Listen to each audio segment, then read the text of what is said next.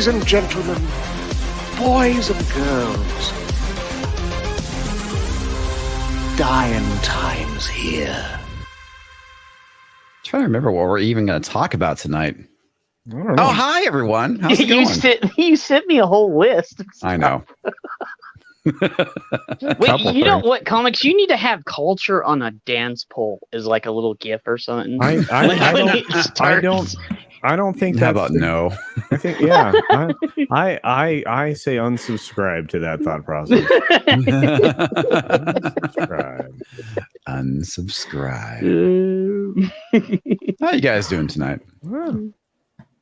Good. Well, I'm as good as can be expected, but a little on the tired side. Oh man, I hear you. My wife's like, you got some major bags going on tonight. It's like, yeah. Yes, I do. I had the day off today, so I wasn't doing that much on streams today. So yeah, I've had the entire week off, which is part of the reason why no videos have come out, because I'm not sitting at my computer doing anything. Yeah. So I've been like doing like a lot of yard stuff this week. I built a koi pond last year, and there's some stuff I had lingering that I need to finish that off. So I did that yesterday. You know, and that's really nice. That's you can really relax out by a koi pond, watching the fish swim and feeding them, and just taking that 15-20 minutes at night to just chill. Yep. We used to have one of the houses we lived in. I sat out there every night. Like, it was so nice. Yeah, my old place, we had a below ground pond, and it was pretty big. And I think I told the story before about how when we moved over here, I moved all the fish, none of them died. And I didn't realize that one of the outside faucets was plumbed with soft water. And when I did water change, it shocked my fish, and I lost all but 2. Oh, dude! I had over 50 fish, man. This sucked. It sucked big time. Anyway, that sucks. Yeah, it does. But this one is an above ground pond, and it's like a 4x8. It's pretty cool, man. I'll take pictures and show you guys. That'd be cool, man. Yeah. So anyway, how you doing, Jed? Oh, I'm doing. My busiest day this last week, I think, was it Tuesday? I was on like 5 or 6 streams that day. So it was one of the streams was on Drew's stream, which was freaking awesome. So I love that. But yeah, today has been just a quiet day for me. There wasn't that much, and I just slept, for the day, and then we're gonna go be back at it tomorrow, and with Father Christopher, and then Foulball and Nick. So yeah, today was actually a pretty chill day. I went to the range and shot a little bit, and then I got my Plex server fixed and you did? Situated again. Yeah, so now I can actually start using that. It's nice. Yeah, it was nice. And my week is coming to a close, which sucks. Means I have to go back to work on Monday. Now, yeah. Yeah. So, but yeah, I had a nice day off today. So, but then back to the whole weekend. Which is weird because Thursday's one of the busiest days, but then everything got shifted around. So, and then when you guys are all gone, that's going to be a slow week. So I'm going to have to figure out what I'm going to do. Yeah, it's going to be interesting. Yeah. I'm like, sure. okay, well, I'm going to have to put some new shows together just for that week. So, but I know Tom's going to be here. So Midnight Judge will be around, the Archivist, and, Mark D, and a bunch of us. The Archivist will be around. Tom will be around. So there'll be shows, so. Well, I think that a lot of us are still going to try to do things, Yeah, I mean, I don't fly out till Thursday, so I mean, I have stuff going on. I'm going to try and get some more content out next week. Yeah, I'm going to try and get something out tomorrow, but we'll see. And I've got a video that I need to get put together for Monday, and then my arrival is on Wednesday. I think I'm going to be okay with that. I think my arrival will be good. Pretty excited. Dude, I don't be there, guys. I don't think there's any reason why we wouldn't be able to do our shows. I mean, I fully intend to do, most of my slate. So we'll see. Okay. Yeah, I know that that'd be Godzillionaire is cool. asking if next Thursday is canceled due to Vegas. I don't know, dude. I'll be honest with you. I think we're gonna try and do it live, not live, but we're all of us together. I know the meetup is on Thursday, so it depends on how late that runs and what we're doing afterwards. Yeah. You would have to send a link to me so I could be in there. Yeah, I don't know. We might do it early, so it just kind of depends on how the day looks, man. It's like I want to, but if there's a lot going on, I'm bringing equipment. I'm bringing a ton of equipment, so we should be. Yeah. Well, dude, I'm happy for you guys. Like I said, if I would have had the money, I would have been there with you guys. So. But, all right, let's get the super chat and we'll get to it. Philip A. Dimmick for 2 American pesos. Chris denied bail for correcting judge's pronouns. What? The Chris Chan guy? He got denied bail? Yeah. I didn't even realize he even got arrested. Chris Chan is in a huge world of hurt. Like, dude ain't gonna see the light of day till he dies. That's just a weird thing. Just a very weird. Yeah, it's pretty fucking vile, if you ask me. Yeah, it is. It is. It's vile. So. Yeah. Well, it's good that he got arrested and they fucking lock his ass up. Mm-hmm. Well, the question is this: does the court recognize any of the weirdness that goes on with that dude? I mean, clearly there are mental health issues at play. Yeah, there is. Yep. And Disease says cock rings don't count as equipment culture. Well, it depends. It depends. Yeah. CC, does the wife know you're bringing your equipment? Yeah. Eric K for $4.99. He had to ask the boss, okay? Well, the boss is going, so of course. Yeah. Come on. Are you kidding? I'm not. There's no way I'd be allowed loose with all the wild bunch in Vegas by my own self. Are you kidding? Yeah. Sounds like trouble waiting to happen. All right, so let's pull up the first article of the evening. I know that Clownfish covered this, and apparently it's making the rounds again for some reason. But yeah, Cobra Commander is not allowed to wear a hood anymore because of Clan. If you can believe that nonsense. You realize that there has not been anybody that's doing any of those things with any of that stuff in decades. Well, the funny thing about that too, it's like, you realize he's a bad guy, right? So even if he does kind of resemble the Clan, it's like, who fucking cares? He's a bad guy. Why do we have to have our bad guys not be so bad? I don't get that. Yeah, I don't understand it either. And, you saw Jeremy covered it, and you know how big of a Joe fan Jeremy is. Oh, yeah. So, yeah, he's not happy with this either. So, well, look, the film was going to be a car crash regardless, but it just became this is a dumpster fire I mean, I'm sorry. I mean, if you realized, if you look at all of the films that have been released this year, there have only been 3, I think, or maybe 4 that have been somewhat profitable. 2 was of them Cobra Commander actually in the Snake Eyes movie? I don't know. I haven't seen it yet, but somebody gave it to me, so I'm gonna go watch it just out of curiosity and make fun of it. So Yeah, I'm still not happy about the fact that they made Snake Eyes Asian. I gotta watch Snake Eyes and then Suicide Squad tonight. So yeah, I'm gonna watch Suicide Squad tomorrow. Yeah. Anyway, so this is a whole bunch of nonsense. G.I. Joe Origin, or Snake Eyes G.I. Joe Origin producer Lorenzo de I can't even say this last name, recently explained why Cobra Commander's design was changed for Rise of Cobra film. Okay. I mean, that film came out years ago. Why would they be explaining I know. That makes no sense. Yeah. They're just trying to do that. It's ridiculous. Yeah. LGG, I haven't checked out the article you sent me yet. I'll have to go I'll have to do that later today.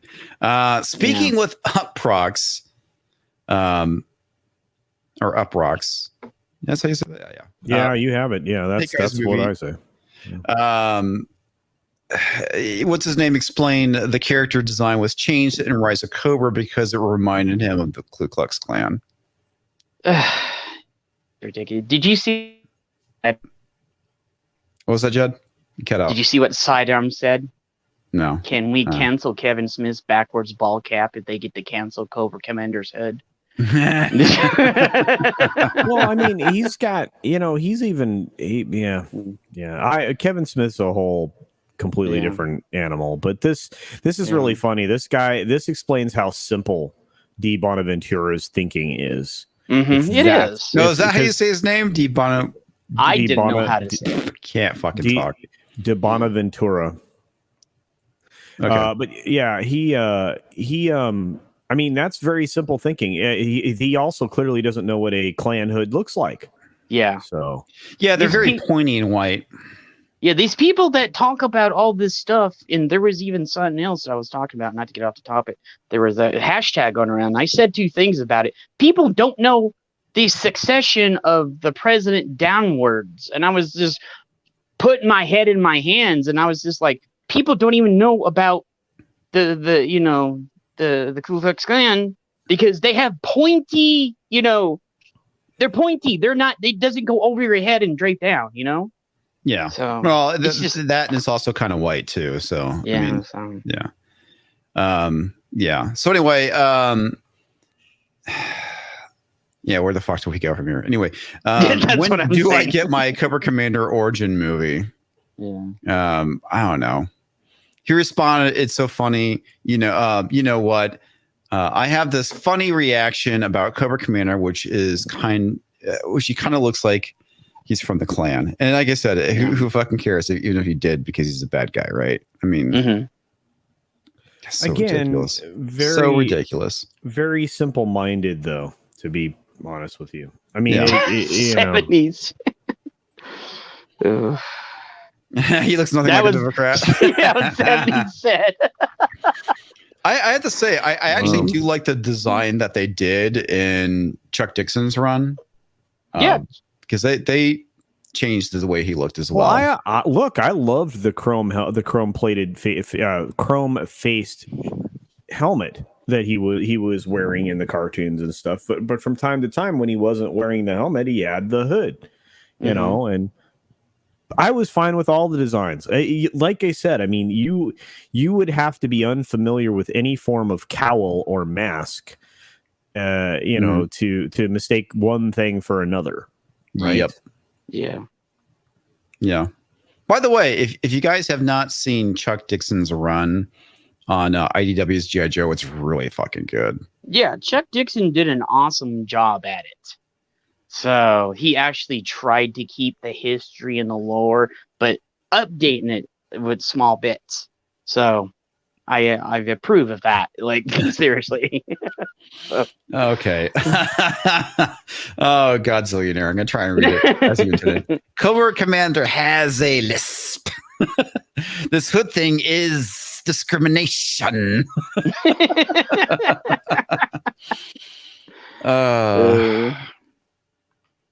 Yeah. Anyway. This thing is dumb. Yeah, it is. What's his name was asked by Ryan. Is that why he changed his look so drastically for Joseph Gordon-Levitt's version of in Rise of Cobra? He answered a little bit. I didn't realize this guy wasn't even involved on the other film too. I probably was. I was probably. God damn it! I can't fucking read today. I probably was the first person who went. Are you guys sure? Doesn't he look like he's from the KKK? And everybody looked at me and probably thought you're a fucking moron. How dare you say that? Yeah, because it's dumb. Well, Dude yeah, looks absolutely. nothing like a Klansman. Yeah, how dare you say that? Because you're a freaking idiot. I mean, look at the guy. Is that him? He right looks like somebody from The Aquatic Life with Yeah, Bill Murray. yeah. Like, Yeah, you're right. Yeah, Totally. he's got the Bill Murray aquatic life like vibe going on, but with not any of the humor or wit about him, you know. So Yeah. He continues, some of the Hasbro guys were horrified. It was one of the reasons. The idea of why did you want to cover up his face was so irritating to us. That's Interesting. the fucking character. Yeah, it was. Yeah. What does he look like? Nobody fucking cares. Well, actually, yeah. I mean, you want him to be faceless. I mean, do you know how many bad guys More we didn't see their intimidating. faces? No, absolutely. I mean, think about it. I mean, even in Daredevil, they didn't show Kingpin's face early on throughout that show. Before that, think about Bond villains, right? Mhm. You know, how long was it before we saw the bad guy's face in the Bond films? Yeah. You know, It's And true. a lot of it too. It's that aura of mystery, right? That's what they're going for. By not showing you their face, it makes you want to see the face. yeah. You Yeah, know? Yeah. There is a bit of reverse psychology. Same thing with Destro. It's like, what does Destro look like? Yeah, He's always wearing that chrome helmet. and mystery, guys, Mystery. Yeah, Yeah. I mean, when the reason that there's an allure to ladies' undergarments is because the mystery is what lies underneath. So yeah, I mean, a lot of people are trying to get that, remove that from the equation, but again, mystery is important. Intrigue, it creates a desire to, ultimately find out something. It's bizarre. Yep. Yeah. Ajah Mludi says Inspector Gadget. Yeah. The bad guy. Get you next time, Gadget.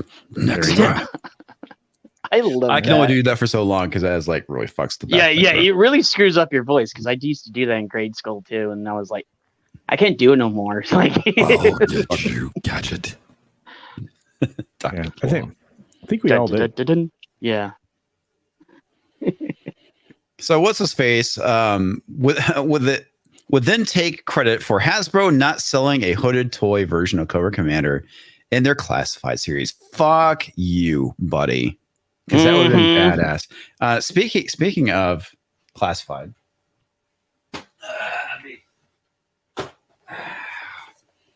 Check out what recently came in for me.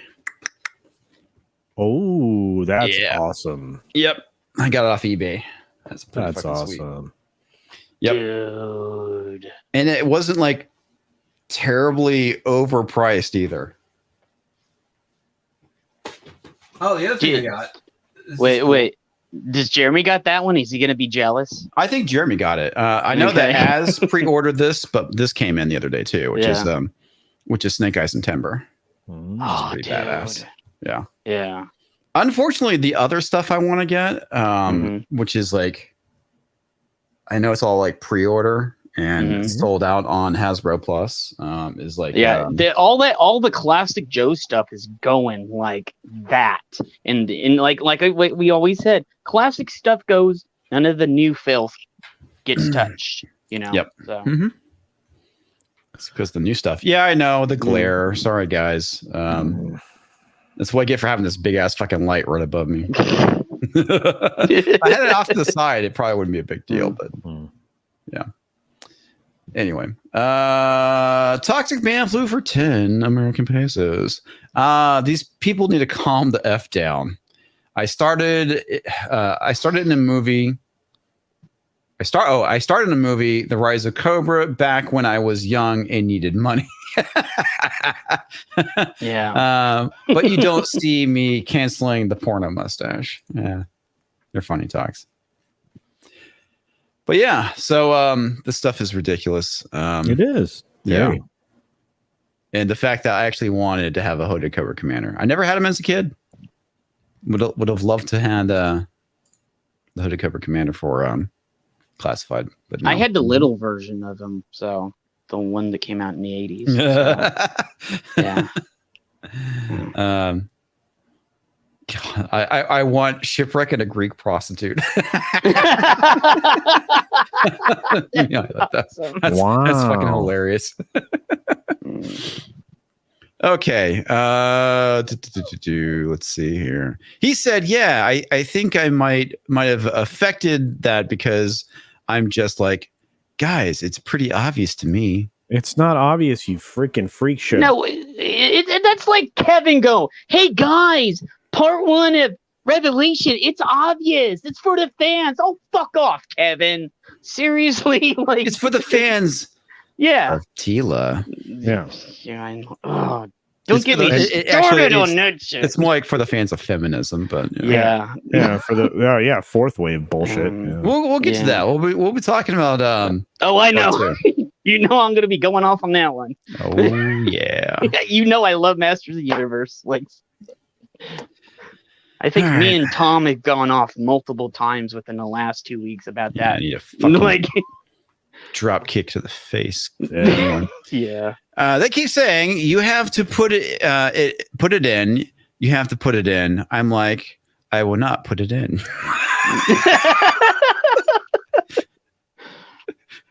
Come on. Somebody did that intentionally. Who did that? Yeah, I know. Who did that? Who wrote this? Trent? John F. Trent? Yeah, it had to be John. Yeah. Yeah. I will not put it in. Do not come. Do not come. Yeah. Do not come. Fuck, I haven't added that as a clip yet. Yeah, I was trying to get it from somebody too. I haven't got it yet either. So, what's his name's comments about Cobra Commander came just a couple of days after Super 7 founder Brian Flynn asserted that Hasbro has a no hood allowed policy when it comes to design and manufacturing of Cobra Commander. Do you know who's disappointed by this? The fans. But the no hoods allowed policy. All those little Antifa tourists in Portland, because they wear those hoodies and stuff. Nice try. In response to a fan asking about a hooded version of Hasbro and Super 7's G.I. Joe Unlimited Ultimates line on Instagram, Flynn declared no hoods allowed at this time, which is sad. Hello, Tabitha. I didn't realize you were in here. She'll eventually make her presence known as she gets on the desk. Snake Eyes, G.I. Joe Origin. I fucking hate that. Why can't you just say G.I. Joe Origin Snake Eyes or something? Yeah, like I know. It's just bombed at the box office, thank God. In its opening weekend, the film only grossed $13 million. Wow, are you serious? It was awful. I was one of those idiots that got suckered into going seeing it because I was like, it's finally G.I. Joe. We're gonna get G.I. Joe. No, it was bad. Like, second weekend only brought in $4 million. Wow. And what's up, Tom? Hey, Tom. Hey, Tom. Hey, kids. Hey, kids. It's Tom. Hey. Anyway, according to the numbers, the film has only earned $23.9 million total at the domestic box office. It only earned $2.8 million at the international box office for global take of $26.8 million. Damn! Holy shit! Wow, dude. Maybe you should have kept Snake Eyes white. I know. And maybe you should have kept a mask on him. Yeah, and kept maybe the you should mask on. Included the whole G.I. Joe team. Yeah. just saying. You realize that the worldwide box office right now for this film is $26.8 million. Yeah. Yeah. Okay, it cost them $88 million to make. They're super in the hole. Where did they spend the money on it? Because I watched the trailer and it looked like TV movie level or straight to stream. Hookers and blow, dude. That's what they fucking spent on money on.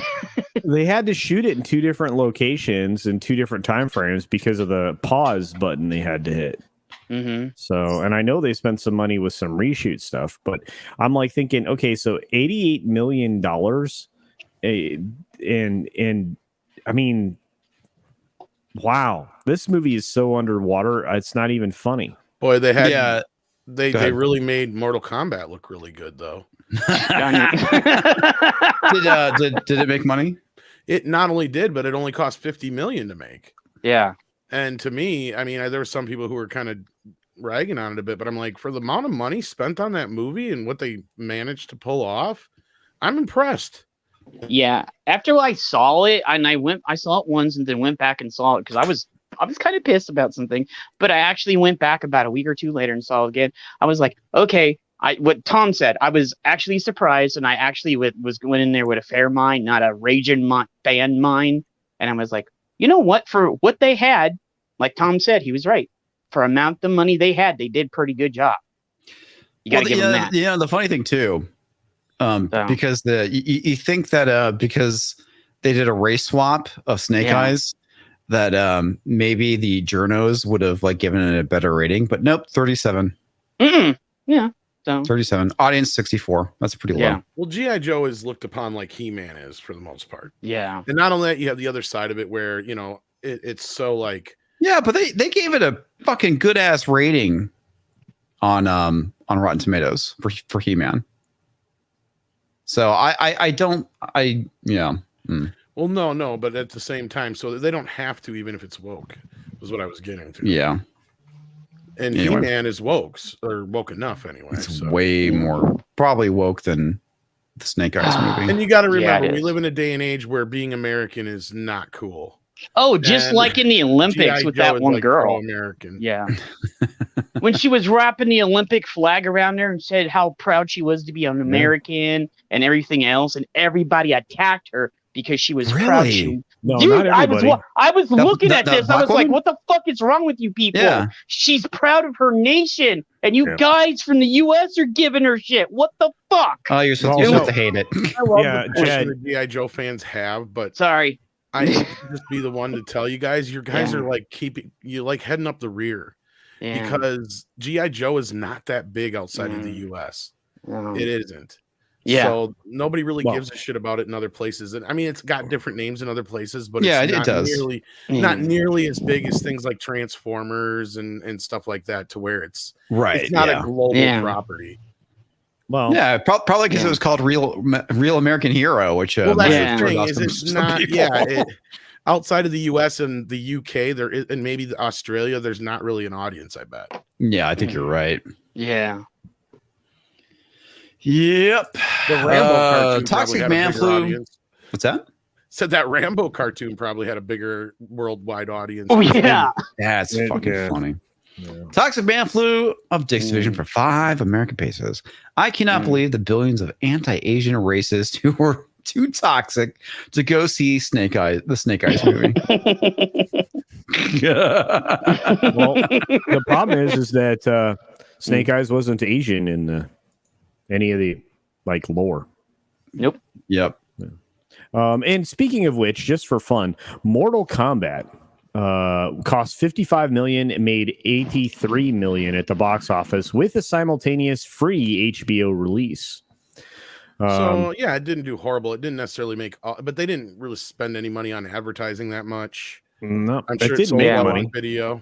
Yeah, it didn't make money. It had a ton of theatrical engagements, but it was far less than Snake Eyes. Snake Eyes was was just in the U.S. though. Is that the U.S. amount? No, I'm giving you the global. No, I'm giving you worldwide. It did outside the U.S. too.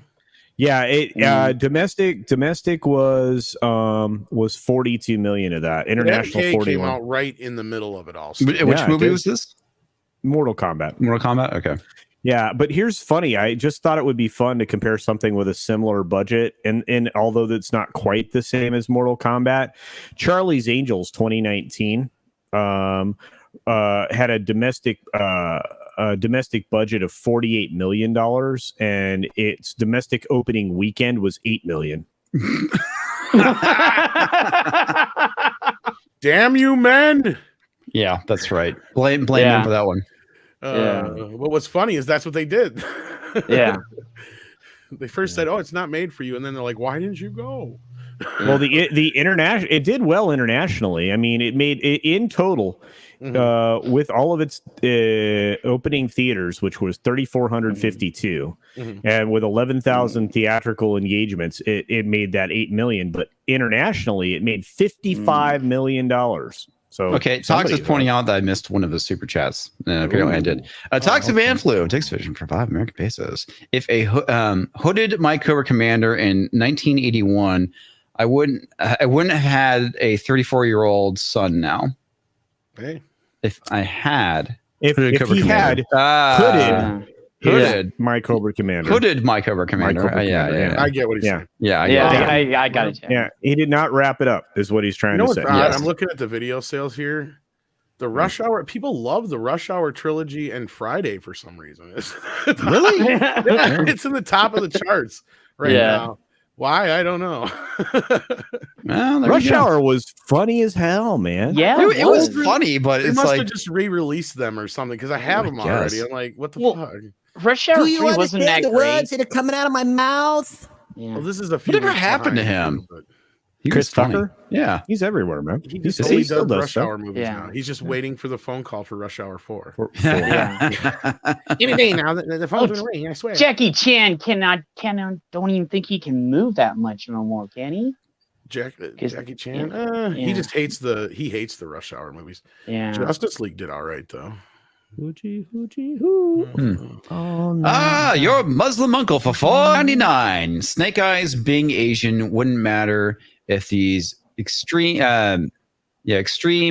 us weren't pushing cultural appropriation. Hail. I was just trying He'll to see you're Muslim. see what Mortal Kombat did on video, but I can't find it here. They're a few weeks behind on this shit though too. Mortal Kombat. Well, I just find it interesting that with a slightly bigger budget, Mortal Kombat came in roughly $10 million ahead Of Charlie's Angels during Charlie's the pandemic. Angels. Yeah. That is pretty sad, yes. Yeah. Oh man, so I know you guys have already seen this, and I'm sure some of you have talked about it. Yeah, 'cause this is when Beetlejuice came out. This is old. This is still a few weeks back. This is a few weeks back. Yeah, my numbers are no. The things I'm looking at here. It takes them a while to catch up For on video sales. Yeah. Video sales. I was gonna say, man, it's like I thought this came out this week. Anyway, No, these are numbers from way back earlier in the year. Yet they still haven't caught up yet. Yep. Anyway, Alex Kurtzman gets another 5-year deal. Speaking of comparisons, Yeah. you know, this doesn't look as bad now after the news today, but we'll get into this part first. What's the news? What news came out today? Well, the fact of the amount of money they paid in comparison for South Park. Oh yeah, Yeah. It really South puts things Park, into perspective. people actually watch South Park. They backed up a Brinks truck in front of Trey, and They're like, yeah. Hey, Beep, here you go. here's your money. Now is seriously like the best time for that They kind of printed commentary. money to make that deal. Oh God, yes they did. It's fucking brilliant. We need South Park right now. We really do. We need South Park mocking the bullshit that's going on. But yeah, this deal with Kurtzman at first glance looks horrifying, but really, it's not, like I said, in retrospect, now that we see how much more Paramount was willing to dish over for just Matt and Trey to stick around for another 5 years. It's just like, man, it's kind of embarrassing. Yeah, it really is. Yeah. Fans aren't too happy with the announcement, but Paramount has announced Alex Kurtzman has signed a new overall deal that includes Star Trek and extends his contract through 2026. Will there even be a country in 2026? yeah. What country are we talking? Yeah. I don't know. Yeah. Well, most of the Star Trek crap's made in Country Canada. of So. Wokistan is where California used to be. Yeah, that's basically it. Okay. I have to side with the fans. So do I. With this one, as Alex Kurtzman is behind Star Trek Discovery. Season 3 was awful. Star Trek Picard, which was about as painful as slamming your dick in a drawer repeatedly. I couldn't get past episode 1. Yeah. Oh, God, Well, I've said it before. Picard in the last 15, 20 minutes of the last episode of first season is the single worst moments in Star Trek history.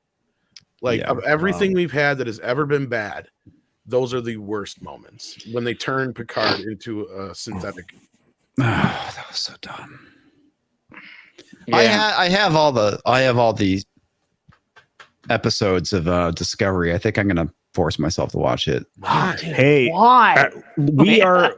I guess I can make myself angry. I don't know. I am suffering season 1 of that travesty, Picard. There you go. If Paulie and you were going to do it, maybe With Comics Paulie. should join you. He should. You guys should. And just have a room of suffrage.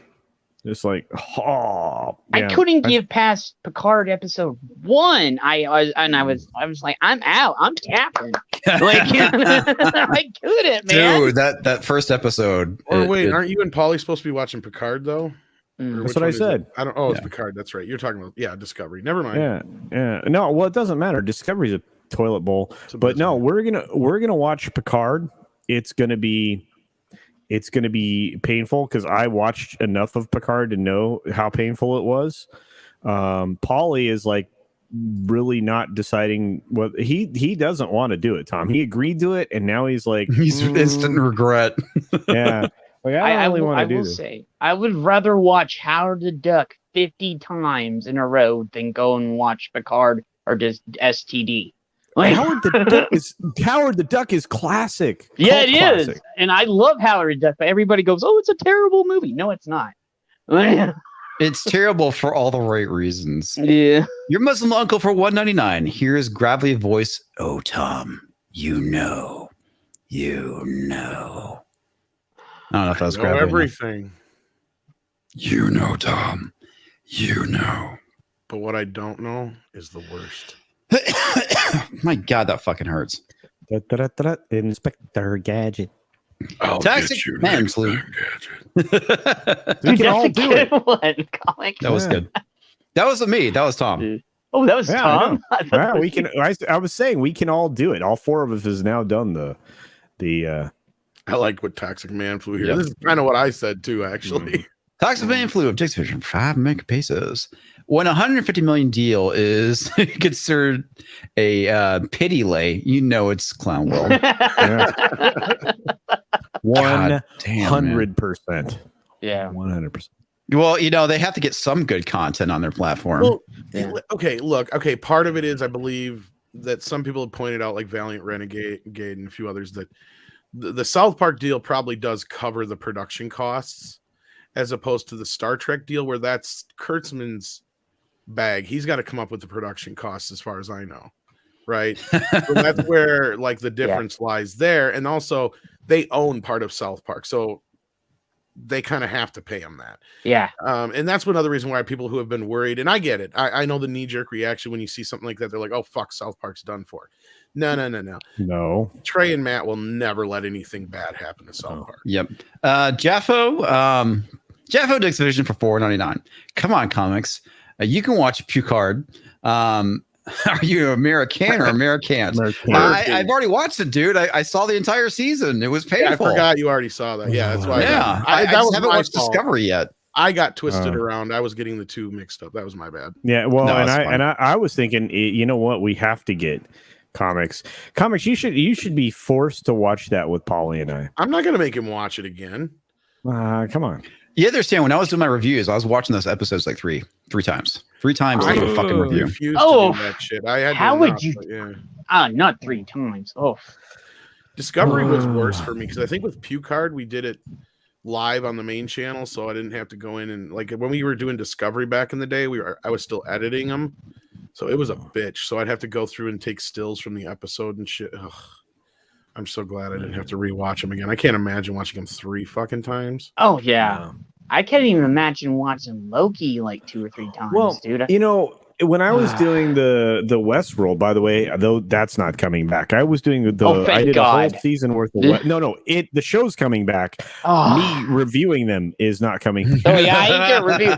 No, the first 2 seasons I reviewed them, and then the 3rd one I tapped out. I was like, I watched it. I was like, no, I can't. The first season of Westworld was brilliant. Oh, it was fucking great. It was fucking brilliant. It was awesome. Second season, garbage. The 3rd season, trash fire with tons of accelerant being dumped on it every week. I mean, it was insane.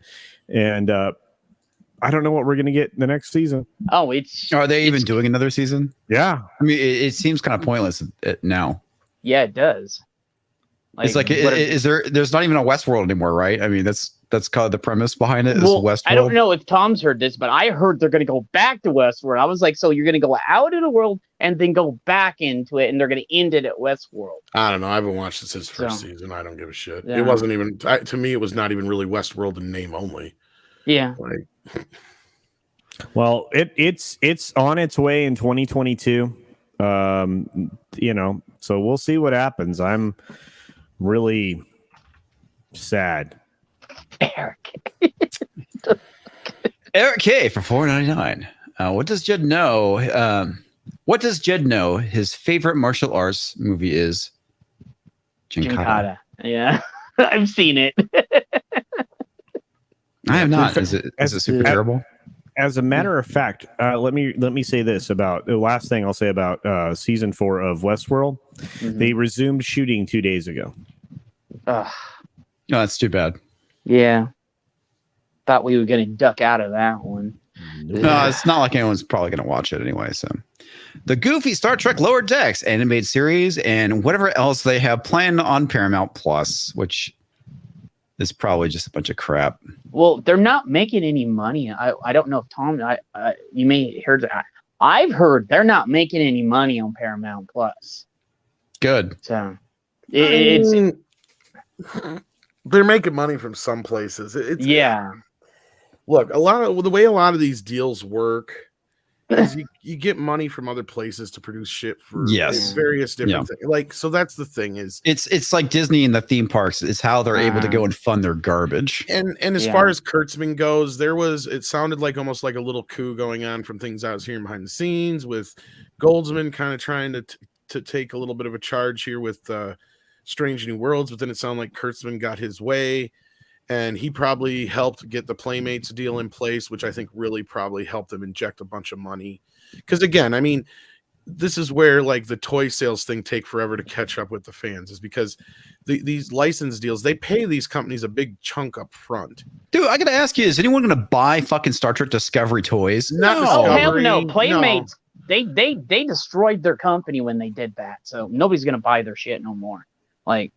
So what is Playmates going to be producing, like the classic stuff then? Here's the thing: is the press release they did said it was going to cover all of Trek, right? But it really keyed in on Kurtzman Trek quite a bit. And the first line that's coming out is going to be the one that's attached to the new Nickelodeon series, and that's probably another reason why this deal went through. Yeah, because Nickelodeon and Playmates have a really, they've been in cahoots ever since Nickelodeon bought Ninja Turtles, because Ninja Turtles was Playmates' bread and butter. Yeah, and Star Trek was their next big thing, and they had a very prolific relationship with Star Trek for many, many years. I think it lasted almost 20 years. Mm-hmm. And then McFarlane had the rights recently, and then they let them lapse, and because there was no interest in it. Let's say probably for good reasons. Well, what's sad is Kurtzman Trek killed the classic Trek line. That because the first three things that McFarlane did was a Picard doll, or figure, a Kirk figure, and a Spock figure was on the way. A Saru figure was on the way, and so was a Mikey Spock figure. But all them got canceled along with the replica of the gun. What the hell they call it? Yeah, I have tons of Playmate stuff. I'm never gonna buy another Playmates toy again. They just screwed themselves. What I think is going to happen with the Playmates deal is they'll start off with some of this newer stuff, but they'll probably, if the deal encompasses all of Trek, they'll probably do some vintage re-releases of some of their classic lines, a la like Motu has and some of the other stuff like G.I. Joe and stuff lately. Mm-hmm. So, and then those will probably sell a hell of a lot better than the other shit. The other shit will just sit there and collect dust. Mm-hmm. But it'll take time before they realize that this new shit probably ain't going to go nowhere. Yeah. God, I hope it doesn't go anywhere. Me neither. Like, this is the first major line license thing that's ever been connected to New Trek, right?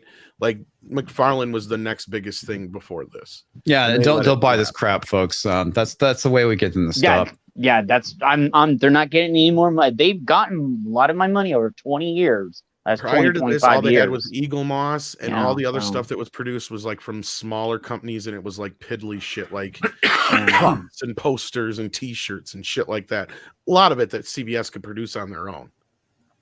Yeah. Look, the more the audience walks away from this, the more the companies can't look. All of this is not sustainable. All of these corporations are buying into this idea that's being supported with outside funds. It's something that's absolutely unsustainable. You're still going to have companies that are going to be willing to create things people are interested in, but this is going to ruin this toy company. It's going to you're going to continue to have this type of thing that is going to ruin. Hasbro's ruining itself. Okay, it's they're all doing it, and it's going to put them at odds with the vast majority of humanity. The vast majority of humanity wants good shit, and these companies aren't giving it. So everybody will move on. And everybody's already moving on. I mean, I'm sorry. Space Jam 2. I mean, Space Jam 2 cost $150 million plus to make. How much of that went to LeBron? Yeah, it doesn't matter. The worldwide box office to date is $120 million. For those of you out there in the cheap seats, that means that right now that film, Tom, would you say that film is $90 million underwater right now? Which one? Sorry. Space Jam 2. That movie is probably the only movie that they're never going to make any money on it. I know. It cost $150 million. That's it. To date, it's made $120 million. Oh, it's $90 million water right now. If you count the write-off of HBO Max aspect of it, because I'm sure it was popular enough. They wrote him a $30 million check. Didn't it do better on HBO Max than it did on? No. Yes, I heard it did better on HBO Max than it did in theaters. Yeah, I heard it did. All right, I'll look it up, but that doesn't help. Why would anyone actually go to the theater to see that fucking movie? Yeah, it doesn't really help HBO Max outside of their subscriptions going up a little bit. Yeah. But again, I don't see a lot of people rushing to HBO Max just for fucking Space Jam 2. Yeah. In the ancillary video sales and maybe some of the toy sales, they might make up the back end on Space Jam, but it's a write-off, dude. Like all this stuff that they're throwing on HBO Max, if it's one of their in-house pictures, guarantee you they're writing it off in some way, somehow. Yeah. It's a lost leader for HBO Max. I'm sorry. You know what? It's a giant loss. And it didn't earn that many because it's the same thing that CBS All Asses. I mean, Paramount Plus is dealing with. Here's the thing I will say, culture to this. Mm-hmm. If HBO Max was such a disaster, Kalar would have been allowed to leave when he wanted to go. But they kept his ass around for a reason, I think. Because to kill some more people from the company. Well, that's the thing. He's the Axeman. Yeah, he is the Axeman. But when everything was going down, there was a big explosion at Warner Brothers when Zaslav was brought in. Like everybody was ready to walk the fuck out the door. And Kalar had publicly announced it. So what I'm thinking happened was Warner and not Comcast, Jesus Christ, AT&T came to him and he goes, no, just chill the fuck out. This Zaslav guy is going to do what you were trying to do and just chill, finish out your contract, all that kind of shit. Because I think that, he got a bad rap for what he did and he was seen as the fall guy for all this shit. Now, Kalar, the bad move was announcing that they were going to do every single movie for the rest of the year, day and date. He should have never done that. That was his first mistake. He should have done most of that behind the scenes, and he should have just went out and say, for the next few films, we're going to put some out on HBO Max until we know, how theaters are going to be in the latter part of the year. That's all he should have said at that point. I don't think anybody would have said shit. Well, do you know what? Right now, they are still, and Tom, I know you know this is true, because this is exactly what I've been told. Right now, Warner is still negotiating with Legendary for Dune. Are you sure? That's as of 3 days ago. Okay, I believe you, but I'm surprised. I thought they'd have that deal done by now. They are still trying to wrap up those details. I'm not because they're Legendary's like, we don't want this on your thing. It's not. We want this to go to theaters. And look, they spent $163 million in production budget on Doom. Right. Mm-hmm. They want that thing to freaking like make money so that they can make the second I understand. film. I think it's stupid of them to put it on HBO Max. It would be dumb. They should essentially say, we will write you a check for your budget. That's the only way. Probably what they'll do. Yeah, well, maybe I'm assuming what they probably did for Godzilla versus Kong. But they don't have that kind of money. Well, yeah, they do. TNT can. That's a fucking yes. But Tom, you're talking about there's like somewhere between a 43 and 63 billion dollar thing they're trying to create with the Discovery, Warner like entity. I don't think it's gonna lose, dude. And real quick, hey Ryan, what's up, dude? You got a couple super chats though, dude. Oh, yeah. Hey Ryan. I have a couple. I think I just had the one from Eric, but there's drunk too. Drunk? Oh shit, dude! Get drunk. Fucking rhyme. Hi kids. Fucking raid, man. Yeah. Eric K for 199. Next beanies will be close to hoods. Yeah, dude. They're gonna be coming for fucking Tim Pool, calling him a racist or, fucking Klan member. Well, if Tim Pool's screwed, if beanies are Nick, so yeah. Well, actually, so's the director of that film because D. Bonaventura was wearing a nice orange beanie. I know, right? I don't think we're gonna come after beanies. Hey, what's up, Ryan? Hey, Ryan. Hey, Drunk. So. Anyway, speaking of Warner, though, I did just get done watching Suicide Squad, but we can talk about that after we finish up with this article. Yeah, I got to watch that later on tonight. So, all right, it could be a case similar to Disney Star Wars, that it's so bad that no one wants to take the franchise.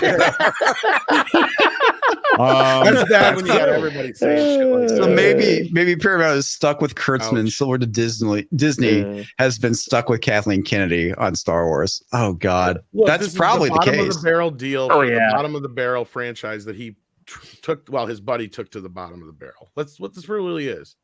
He's doing them a favor, really. That's what I said too when he got his $40 million deal. That's the way they look at it. He's doing a bunch of other shit.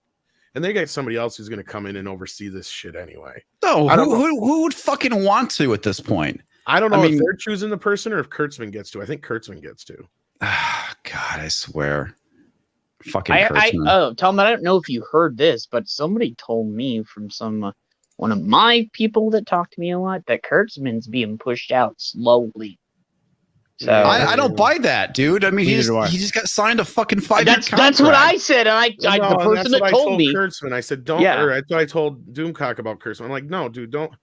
He's not going anywhere. Yeah, the person that told me, I said, you're full of shit. You're just full of it. There's no way. He just signed a huge, not a huge, but a deal. I was like, there's no way they're pushing him out. Well, even before that. Well, look, I mean, now, not only that, it's a fucking double down on top of that. Yeah, it is literally. It is, but it's a really cheap one, as Tom was saying. Yeah. I mean, compared to what they did with Matt and Trey guy, guys. But let's back up a little because Sony did something I think was pretty smart. They just re-signed Rothman. Mm-hmm. Rothman got a new deal. I saw that too. So you're starting to see them trying to keep some of this talent, which if what Tom is saying is true with Kalar, that they were trying to get him to like back off of this I'm leaving conversation, then it makes sense. I mean, they have to retain these people. They've got almost nothing else. They realize there is not the glut that they need of quote unquote content. Yeah. That's the stuff they're fighting for right now. Well, navigation aside, HBO Max is kicking ass. Like I can't take that away from. I didn't like the Snyder Cut really, but it brought a shit ton of people to the platform. So is other stuff. Them bringing these big movies onto the platform is helping. And I haven't checked the numbers lately, but last I knew they were neck and neck with Disney, and there was even rumblings that they had outpaced Disney. Now the other problem is though they don't have HBO Max in as many places as Disney Plus. That's true. That's the downside though.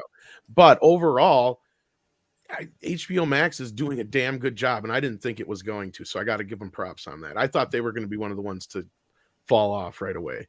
Paramount Plus I agree with you, Tom. They're big right now, but they're shit. I think Paramount is setting themselves up to be sold. That's another thing with some of this shit. Oh, Jesus Christ. Yeah, I was thinking about that too, All right, let me get these super chats because I want to get to Ryan's comment because he's pretty fucking spot on. Yeah. Toxic Man flew for 5 American pesos. I could ham fist a 700-pound hooker. And it would be better trek than Kurtzman can make. Dude, fucking absolutely. Oh, shit. That is fucking all kinds of wrong, man. For that kind of money, you could get a pretty damn good hooker. Yeah, you could. Like, that's a top of the line hooker, actually, maybe. Godzillionaire for $2. When does Star Trek Dick's Convoy Season 1 come out? We need the beef bus himself, which is Drew, and you'd be the king of the convoy. Dick's division needs to grow a little bit more so we can expand our production budget. Let's just put it that way. The division needs to grow. Yeah. All right. So here's Ryan's comment. He says, just like Kathleen Kennedy, he must be being slowly pushed out over 10 years. I agree with Ryan on that. Literally. I know, right? She's not going anywhere until at least Indy's done and all this other shit. And just like, Zack Snyder's gone, but yet his name is listed as an executive producer on the Suicide Squad. Why? Because no matter what you do to get rid of these people, they still have attachments to some of these things. And no matter how and when Kathleen Kennedy walks out the door of Lucasfilm, her little hooks are still going to be into shit. Guys. Oh, let's be honest, man. She isn't leaving until she's retiring. That's what's going to happen. I mean, and it's not going to be that long because she's not that young, but she's not going anytime real soon. That's for sure. We've been saying she's not going for a while. Well, these people are in a bubble. These people I don't understand it. And like, she's not going anywhere. Like in like a few other people, Kurtzman's not going anywhere. The people are getting all hyped up and I constantly get asked, why do people like Kurtzman constantly get these jobs? Is because people in Hollywood don't see them the way we do. For sure. They see J.J. Abrams as the guy who made the most successful Star Wars movie of all time and the guy who revitalized Star Trek, and he's Junior Spielberg. That's how he is seen by the Hollywood elite. Kurtzman is seen as the most easily work with fucking producer because he's a yes man. He will take bad fucking notes and he will insert them anywhere, right? He let Tom Cruise run the production of The Mummy. He does everything and anything anybody asks him to fucking do. That's why he's in the position he's in. I've had people that I've talked to on interviews and stuff, and off the record, they'll be like, you guys are real hard on Kurtzman. He's a really nice guy. He may very well be. But you know what? We've also had people who come around from the other end saying that working on the set of Star Trek is a very toxic environment. Like, in the people on the you talk about the series, right? Not the movies. The series, yes, for Kurtzman's people. Bad Robot or Secret Hideout, I mean. Because we had, a couple people have told us this shit. We even had one who came out and told us he was also on Script Doctor knows him. I can't think of his name now. All of a sudden, I just lost it. But like, he came on and he was telling us about this shit and how he was treated and all. The way that they treat people on these shows is horrendous. I hope sooner or later a lot more people come out, but of course the top talent gets the best treatment. And as long as you kiss the right cheeks, in this case, you get the job. Indeed. Well, it was pretty interesting. I know that we're gonna be having Clifton on tomorrow for F&T, Vigilante Williamson and Matt from Foul Ball interviewed him on Wednesday, and it was really interesting to listen to him talk about how business gets done in Hollywood. It's pretty enlightening. Some of it's stuff I already knew, but other stuff is like, okay, that makes sense. And talking about the whole thing with like echo chambers and the reason why people get hired because they know they can get the job done, or they're reliable or something like that, even though they might be terrible. Yeah, it's pretty interesting. Hollywood is. He was talking about how it used to be about merit. Now it's not so much. It's pretty interesting. It hasn't been like that for a long time, Colin. No. Toxic Man flew of Dick's division for 2 American pesos. Star Trek: The Dick's Generation. I like that one. Yeah, he's got another one for Star Trek: Deep Dicks 9. Thank you, Toxic Man Flew, for another 2 American pesos. You just popped another one, which was pretty funny. Let me find it here. Okay. Toxic Van flew for another 2 American pesos. Star Trek interdicts. It's not as funny as the other ones. Yeah, it's not. But it's still pretty good. Yeah, it's pretty good, but still don't have the ring as the that one. So Star Trek Discovery. Discovery. Oh man. Okay, so where were we? It could be a case. I already wrote that. Okay. Hopefully, Paramount execs chime in and attempt to right everything that is wrong with Star Trek, which is everything. I don't see that happening anytime soon. I think that obviously they're doubling down by extending Kurtzman another 5 years. But it's cheap. Okay, look, they are looking at this as like it's cheap, right? 5 years at 150 million. That's a bargain for somebody that can run multiple shows because that's where his talent lies. He's a jackass for turning Star Trek into a quote unquote platform and trying to tell his narratively driven baloney sausage. But that's what they want, though. They don't want they want 6 shows out of somebody simultaneously. They want and he was limited. Tom, do you remember what his original deal was? 5. Really? Yeah, his original that's where I had heard that there was a big fucking feud. And again, take with a grain of salt. Oh, because of what Akiva did, right? Yeah, because Akiva Goldsman, and he kind of confirmed some of this, so there is a little validity to this. When he was brought in, he thought that Discovery was going to be, young Kirk and Spock and all this kind of shit. And he got on there and he's like, "What the hell is this?" And at least Pike and whatnot. So his whole thing was bringing Pike in, and once they had Pike brought in on season 2, then he's like, "This is my chance," and he proposed Strange New Worlds with Anson Mount and those guys, and CBS liked the idea, and that pissed Kurtzman off because that took his spot for the 5th show, which was supposed to go to Section 31. Supposedly there was a big row and the pissing match over that, and Kurtzman left. But then how many? Okay, and then I guess they do have 5 now, don't they? Because they have the fucking 2 animated series, so Discovery, Picard, and whatever they're gonna be doing now. I guess it's Brave New World. Or whatever. And this is also somewhat what and Goldsman said this stuff in an interview where he said, "I came in and I wanted to do Pike, and I realized he wasn't part of this show, so my goal was to make a Pike show," and that's what he got. And then what happened though and there was an interview with those guys a few months back where they flatly set out they're only allowed to do 5 shows and they can't do any more until any more are done, till the other ones are done. But now what this deal does is open it up to where they can do more shows. They probably got, I don't know how many shows they can do now. I have no idea the number. Yeah. So Section 31 was the first thing that Kurtzman brought up because that's the first thing on his mind constantly. Yeah, dude, that lives in his head, man. And we're gonna get some garbage, freaking, secret police baloney sausage, out of this dude that nobody's gonna be interested in because he doesn't hire talented writers because the writers he hires are using it as a platform. This is that word platform. No, he's using it as a platform. I think this, like I said, it's kind of the point. But again, he's not writing the shows. He's hiring people that agree with he's him. he's the showrunner, right? For he even said during that fucking interview, it's a platform. He is a part of it just as much as those fucking writers are. Oh, absolutely. He's definitely pushing it. Anyway, I want to get this because that was pretty funny. Star Trek: The Undiscovered Country.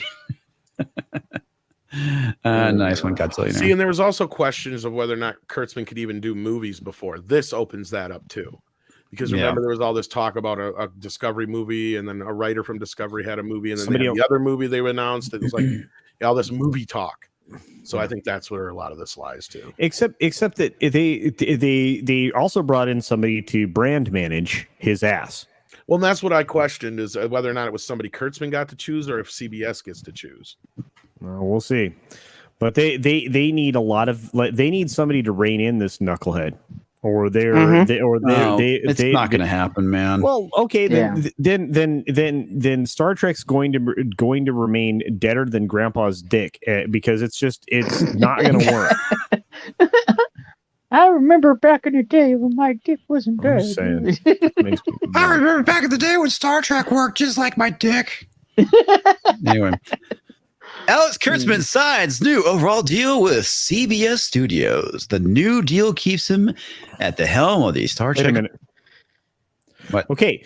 No, then that kind of like takes the movie thing out of the equation. Oh yeah, for sure. Anyway, go ahead. Sorry. Okay. Star Trek franchise expands his secret hideout banner. Architect of the CBS Studio Paramount Plus Star Trek universe and prolific writer, producer, director for broadcast, premium cable, and streaming. Yeah, no mention of the movies. Shit ain't happening. So I don't It think is, he's but I going to bet you be. it's going to be Paramount Plus movies. Is my point. JJ will handle the theatrical side of things. Oh yeah. There it is. That's There it is. what I. That's what I was saying. There's no way he's gonna get a shot at films, which is actually probably good. No, because Yeah, that's it's the good. one point where, I mean, when we did our reporting back on Star Trek, where we could not Way get back, an yeah. answer from anybody, was what the fuck happened that put Fuller out and brought Kurtzman in, and nobody could tell us, and even Robert Meyer Burnett couldn't get it out of Brian Fuller. And Oh really? yeah, so I think NDA. well, yeah, NDA. But that's the thing is, our only thing that we could think made any sense was CBS started making this show. But if you go way back to when J.J. Abrams started doing the Star Trek thing, he said he wanted a multi-platform franchise on movies, television, video games, and more. And as soon as they just announced we're making a new Star Trek deal, there was a no-compete deal for 10 years where they were not allowed to do anything outside of his stuff. So then I think he inserted Kurtzman, and that's where Fuller got pushed out because they were in breach of contract with fucking Bad Robot or whatever over the fucking TV side of things. Good Lord. And Kurtzman was one of his writers on the Star Trek films. So there you go. Yep, fair enough. All right, I got quite a few super chats rolling in, so let me take care of this real quick. J.A.F.O. Dixivision for $1.99. Star Trek Into First Dimension. Oh, into the Fist Dimension. There we go. That's what I get for assuming. Lonnie Holka for $5. What's up, Lonnie? Yes. Deader than Grandpa's dick. Well said. Tell me I'm wrong. There's some blue pills. Yeah, that's what the blue pills are for. That's basically how they're keeping Star Trek alive right now. Using the little blue pills. Yeah. Eric K for $4.99. Culture. It was said my grandpa could drive a 6-inch spike into a 2x4. What do you mean, deader than grandpa's dicks? That was probably when he was a younger person, Eric K, not in his older age. Although, I mean, maybe you could take a garden hose and do that. I don't know. And you know what that is a reference from, right? Yeah, Real Genius. Yes. Fantastic film. Absolutely that was fantastic movie. Val Kilmer, brilliant. Yep. Back when he wasn't sickly and healthy, and he was a great actor. Toxic Man Flew for 5 American pesos. I'm a grandpa, and Mrs. Flew says my dick still works. Well, yeah, oh my God. All right. You know what? It's fine. Whatever, kids. Why does Culture sound like he's in a warehouse? Because he is. Me? Is that well? It's not quite as good as being in a whorehouse. I mean, No, what? it's not. It sounds like you do have a little bit of an echo effect Just a going. tad. It's not that bad though. No, it's not that bad though. Yeah. It adds character. Okay, Los Angeles CBS Studios announced today in a new overall development and production deal with the prolific writer. God, he's not a prolific writer, producer, or director. Alex Kurtzman said Alex Kurtzman and his production banner Secret Hideout through 2016. Heather Caledon will continue. 2016. What's that? Oh, how I wish it was 2016. Oh God. I don't even think we're going to have a country in 2016. Anyway, You that's said just my 20. The 2016 is way past. Oh fuck, 2020. Yeah, 2026. Yeah. Don't mind me, folks. Don't mind me. You know what? I realized. Did I get McEnany's super chat? I don't think I did. He just came up. No. There was another one he sent. I don't know if I got that. I don't remember seeing it. I don't remember seeing it either. So. Oh goddamn! I have to go dig for it because YouTube fucking Jeopardy sucks. music.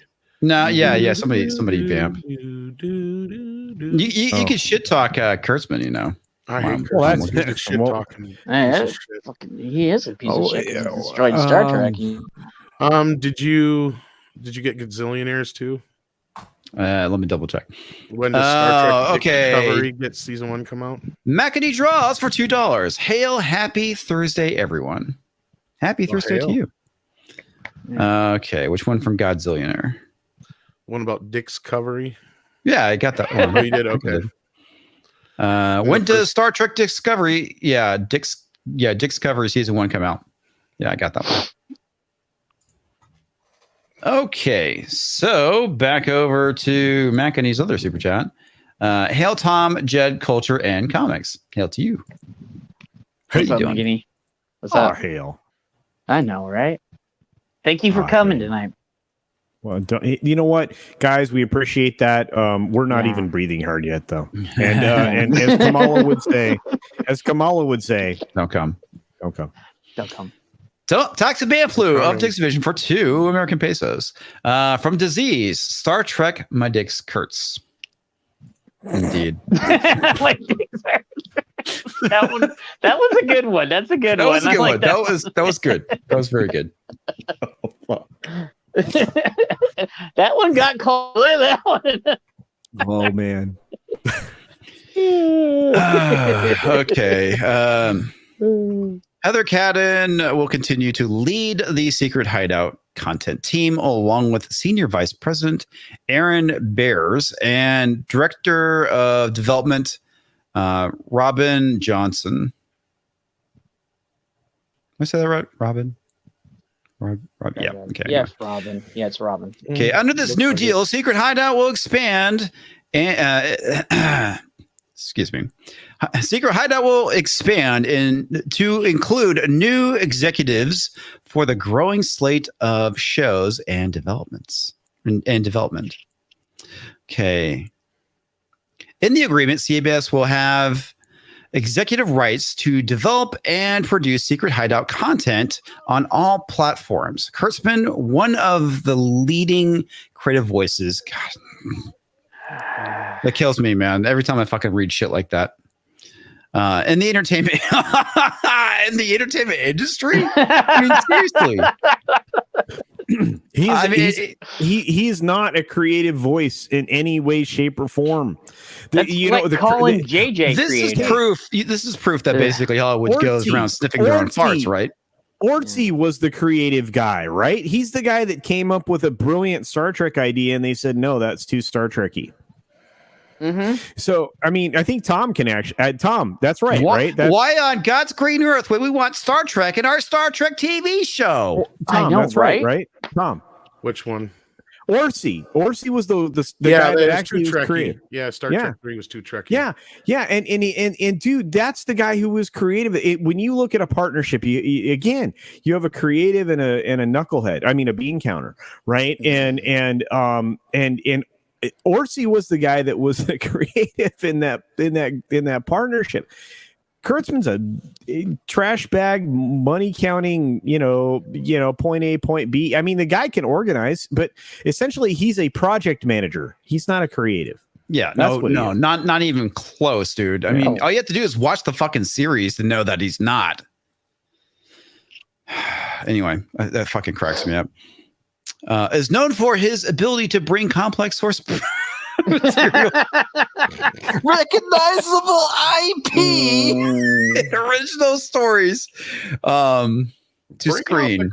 What were they on when they did this article? Like, they must have been fucking doing blow off a hooker's ass or something. Come on. I mean, seriously. This is high praise for somebody who fucking deserves none of it. Yeah. All right. Yeah. Fucking. I'm surprised they go from dissing on his ass to like praising his ass. I don't understand. Basically blowing. Well, they kind of have to. They gave him a fucking 5-year contract extension. Yeah. Fucking fuck, man. Character-driven narratives. Yeah, right. That reach broad global audiences and receive critical acclaim by people who don't fucking understand Star Trek. My ass. Whatever. This is bullshit. I mean, it goes back to what we were saying earlier about how Hollywood has no fucking clue. Nope. You know, to them, I'm sure Alex Kurtzman is the next fucking, you know, movie genius or whatever. But yeah, fucking not even close. I mean, I don't get it. How can these people not watch this stuff and go, oh yeah, that's good. That's good. It's fine. Because they don't like it anyway. Yeah. They get paid for doing it like Kevin did and piss off to their next thing. They don't care no more. As long as they're getting the money. So. Yeah, pretty much. All right. Toxic Man flew for another $2. Kurtzman is much a creative as culture is bald. Yeah. That's I think that's pretty spot on. That's dead on. Like, yeah. And little did we know, Culture was wearing a wig this whole time. Dun, dun, dun. You know what? I fully expect in Vegas for people to be like, "Can I touch your hair?" So it's gonna be like yanking on it. I know. Yeah, everybody's gonna be Eric, did I miss your super chat too? Okay, goddamn, I'm not on my game tonight with super chats. So. And Makini just smacked you distracting you. Makini just whooped out a big old super chat in your face, mushroom stamp style.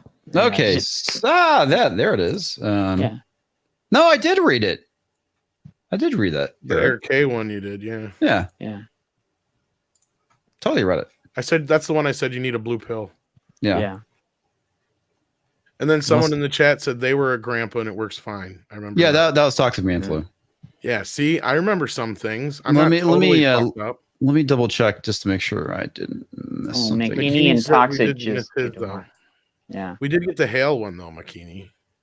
What other one? Yeah, we did that reset all our names. Or am I yeah. too far back? No, I'm probably too far. Yeah, I got the beanies one. Okay. I got the Jim Cotta. Yeah, dude, I got it.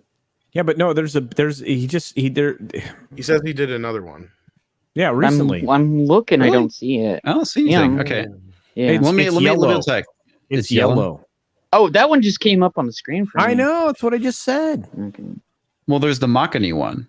Yeah. That's what I just said. Okay. Well, I was talking about Eric though. He says, "Oh no, I don't know, Eric. Hey, where's my super chat? Oh, I don't know, Eric. We did do your super chat, buddy. Yeah.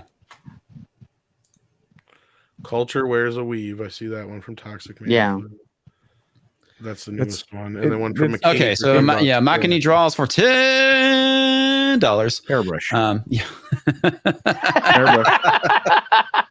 Hairbrush. Well, you could brush your hair even if you have toupee glue, sticking that thing on. Anyway, you guys have more creative talents in a single pubic hair that Kurtzman does in his entire life. Also, I don't Mikey Spock being like Mikey Spock being Messiah. Messiah being character-driven storytelling. Yeah. She can fix it though. Yeah, she can fix everything, right? Yeah, so just like Ray could fix everything. Toxic Man flew for 2 American pesos. Yeah, Culture wears a weave. She bypassed the plot. Yeah, she hacked reality by hacking the plot of the story. I bypassed the power coupling and the plot. And then Toxic just had another one there called. Yeah. I bypassed learning how to become a Jedi. Toxic. Oh, Jesus. Damn. Culture weaves Cino. AKA, I'm dark. I bypass everything. Sorry. You're spot on, though. Culture, are you going to ride the roller coaster when you go to Vegas and get hit with a bird? No. Well, actually, I will ride in the front row of the what do they call that? The New York Express or whatever. Yeah. I will if Ryan is sitting next to me on it. Yeah. This whole woke thing, all this is for is to give white women a fast pass to life. Oh, it works. That's what it's really all about. Yeah. It's like responsibility for your actions. What's amazing is how they can actually throw their UGG covered feet across the barrier of oppression, as Bill Burr said, or whatever it was that he said. Women. I'm like, I love women. Yeah, but it's like okay. How did you score your pass and your entry into the woke Olympics with all these other people when you theoretically have nothing to complain it's easy. about? They cut in line. It's like, is that what's going on right now is the woke Olympics? No wonder nobody's watching. I know. Oh, no. All right, Eric K for $4.99. I think it's past time for critically acclaimed to be synonymous with shit on the dicks. Oh my goodness. Well, I will say that I did just watch The Suicide Squad, which is critically acclaimed. And for once, the critics didn't get one wrong, I guess. Wait a minute. Really? Yeah, it's not that bad. It's pretty good. I figured it was probably going to be pretty decent. I mean, it was not as funny as I was hoping it was going to be, but still pretty good. Tons of fucking blood and guts everywhere. That's how it should be. It's fucking Suicide Squad. Yeah, Suicide Squad. It's called that for a reason. Yeah. That's how the first one probably should have been too. McAdee draws for $10. You can't have Mikey Spock and Ray exist in the same place. The universe would implode. That would create a black hole. If those two are even as far as a country apart from each other. Oh god, that's hilarious. It would create a black hole of suck, as Doomcock said. Well, what if they scissored? Would it just collapse? Whoa, no. That dude, that is a reverse Big Bang right there. Yeah. I just heard that whole song in my head at once. I know. He's like, okay. That 70s rock fan for 5 Canadian pesos. Culture should be like the Beatles and sell his hair clippings. Now, would that officially make a thought, though? Yeah, it would. That's fine. He'd be like one of the ones on Twitch. He's fine with it. I'm actually considering selling my bathwater because that's a thing. Well, that's kind of what I was hinting towards, but thank you. Did you see Culture? He's like, buy my bathwater today. Like, buy pure 100% Culture Casino bathwater. But see, the thing is, it smells so lovely. You guys have no idea. I use high quality bath products. I use high quality hair products.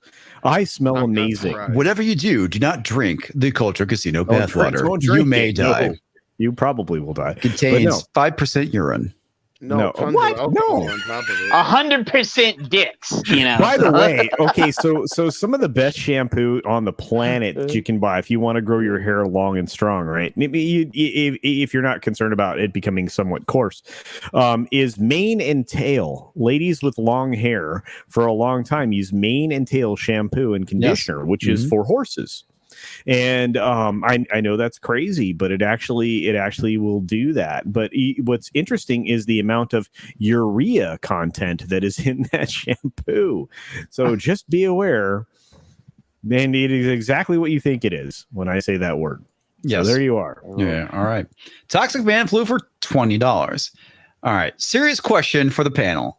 Ray raised herself on a desert planet, correct? Yeah. Well, she was like old enough to like figure out how to eat and drink. She bypassed bathing. She bypassed reality. Yeah. With no water for bathing all those years, how did Finn not retch from all the unwashed stench? Did Ray bypass personal hygiene? It's a dry environment. So well, look, midichlorians were essentially like giving her a nano bath every moment of her life. I don't understand what the fuck you just said. Because she was a Skywalker Palatine. Is that where the chlorine in the name comes from? Midichlorians. That was from the first movie, Tom. So, yeah. Midichlorians. Midichlorians. Midichlorians. Look. At least you weren't having to figure out what the wills were, Tom. That's all I have to say about that. The will of the Force has left me. No, okay? wills. The wills. I know what the wills are. I don't care. Oh God. Okay. Hang on. I got something coming in from Ko-Fi, which is gonna be fucking hilarious. Oh, Anonymous boy. supporter for $3. Try to say this, Mr. Dix, please. Through 3 cheese trees, 3 free fleas flee. What? You did. While these fleas flee, Freezy Breeze blew. Freezy Breeze made these 3 trees freeze. I think that's everything. Oh, wait. No, it didn't.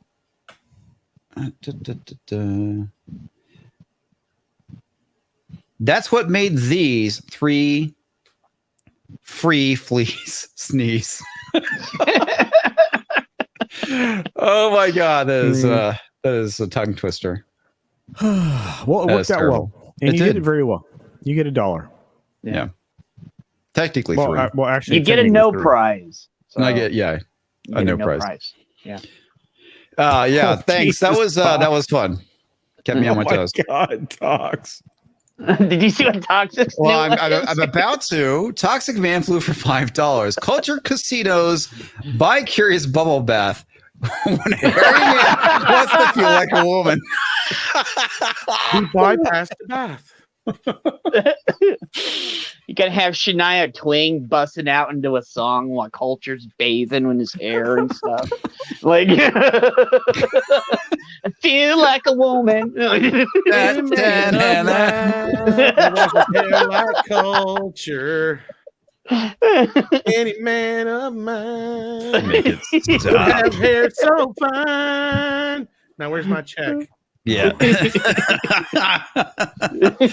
Okay. Since aligning with the studio in 2016, Kurtzman and Secret Hideout have produced a wide range of sophisticated and compelling content across all platforms. The growing Star Trek universe on Paramount Plus that now spans 5 series in both live action and animation. An award-nominated limited series.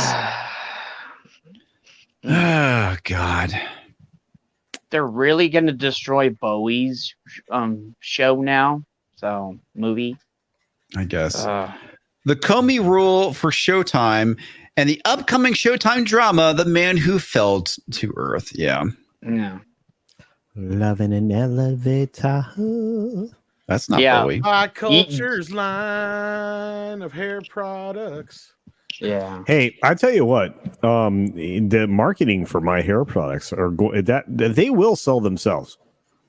They really will. I'm sure. Comics, you know what I'm thinking? I think Culture Wake Down's Casino out hair there. products. There's no gambling here. May contain jizz. Stay Home said that. And bathwater. Bathwater, maybe. Do you realize? No, seriously. Man, I'm not. I. You know what? I'm definitely going to do that now. You are going to be able to buy my bathwater. Please don't. He's gonna go to Vegas and hand out bathwater to you guys. Actually, for those of you coming to Vegas, I'm handing these out. These are official Culture Casino poker chips with Bear Dog Loves You on the back. No. I got it now. And you owe me money for this. Don't gamble with your hair. Use Culture Casino hair products. There you go. Very good.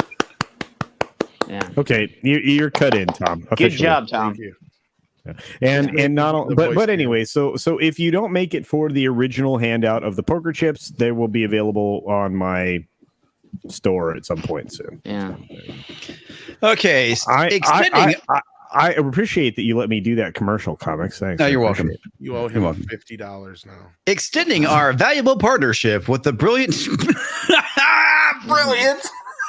How did they go from saying nobody wants it to brilliant? I mean, they were dropping some coke off a hooker's ass, just snorting it the whole by time. somebody who has multiple personalities. Yeah, I was about to say that, or some fucking. They're seriously bipolar. God damn it, you suck.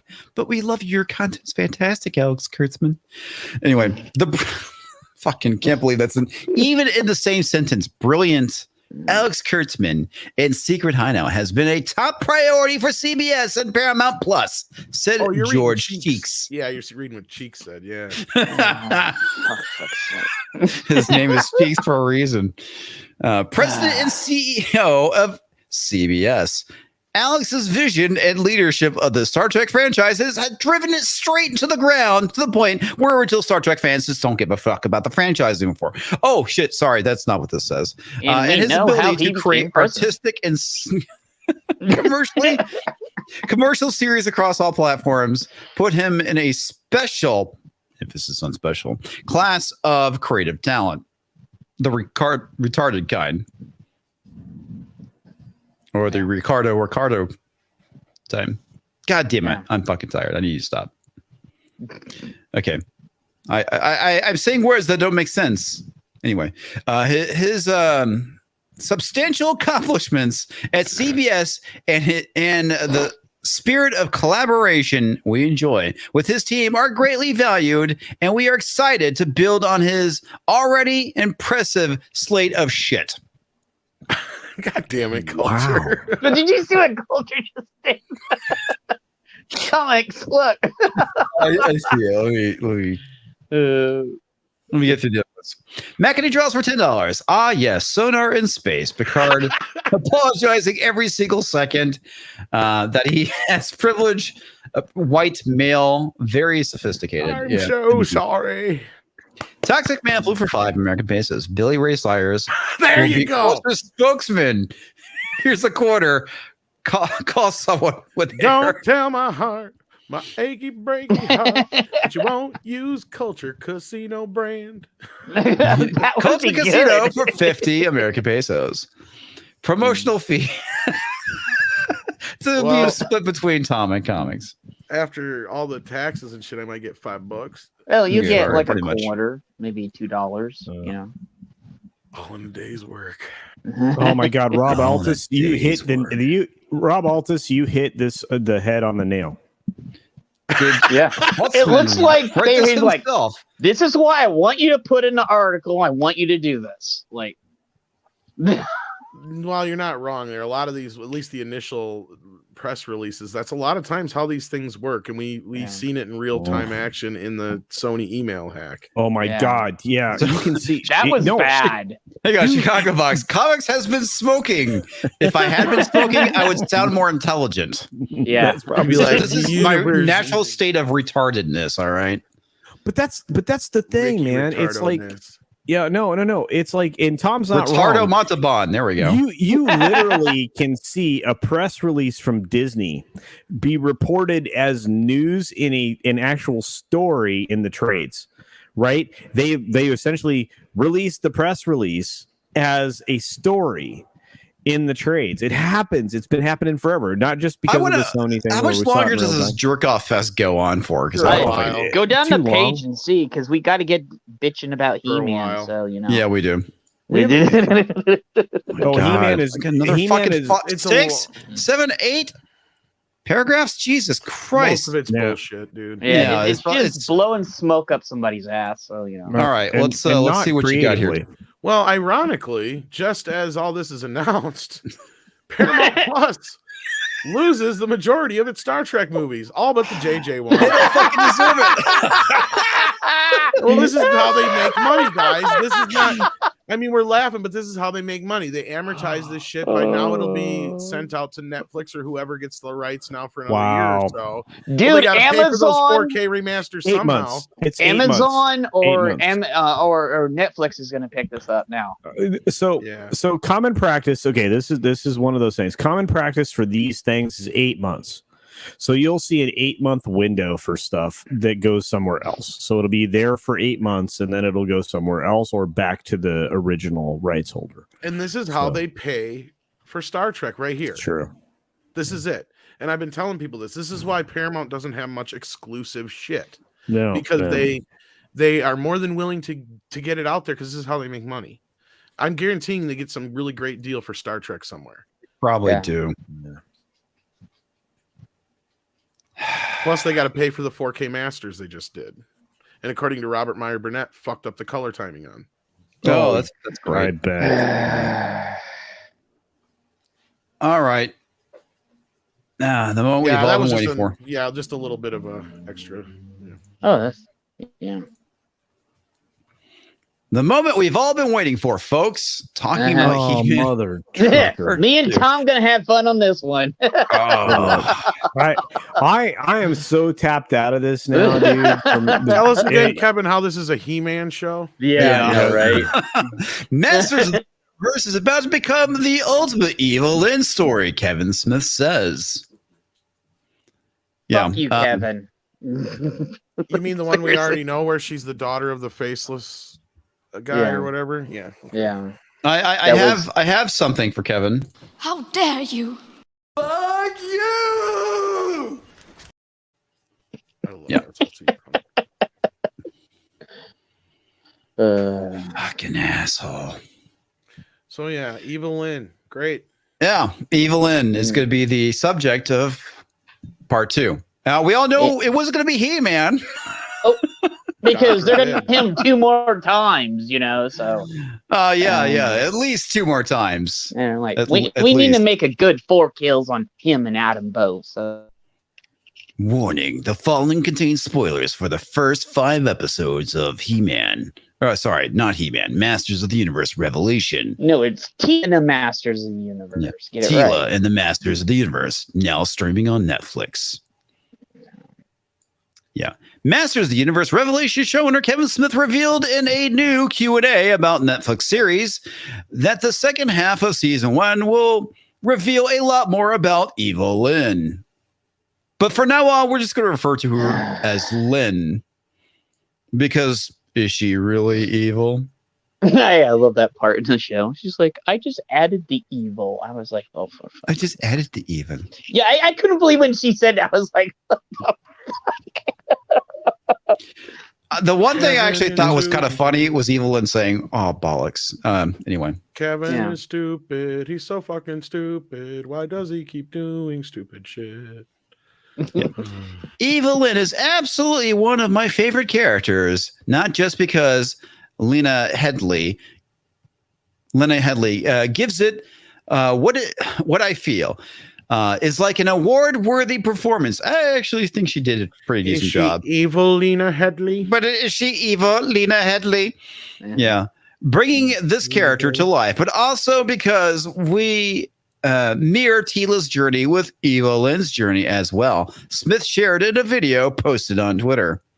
So I wonder how much of this is actually Kevin trolling, or but if that's one of his favorite characters, like Orko was, that means they may kill her off too. Yeah, because we know he's not done killing people, right? He's no fucking care. Honestly, I don't know how many people everybody he can actually at this kill. point. That's the thing. I think he let the cat out of the bag that a lot of the people we think are dead are not really dead anymore. Oh, and then, some chick's going to get the power sword and turn into, He-Man. So. Well, outside of Orko, I think there's some stipulation with Mattel that he technically can't kill any of the characters. Yeah. Well, where'd they go this time? Because he couldn't go back to the Ragnarok I don't know how place. true that is, but. So. The Preternia. Yeah, which that wasn't Preternia. That was actually like Tommy and Tom said before. That was the Eternia set. I had that when I was a kid. Like that wasn't Preternia. Like what were they on? Anyway,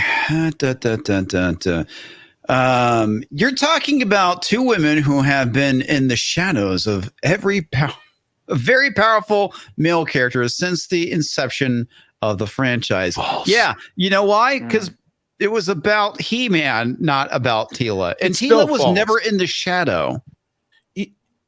That's the thing that pisses me off. Even Evil Lyn, these characters were their own characters.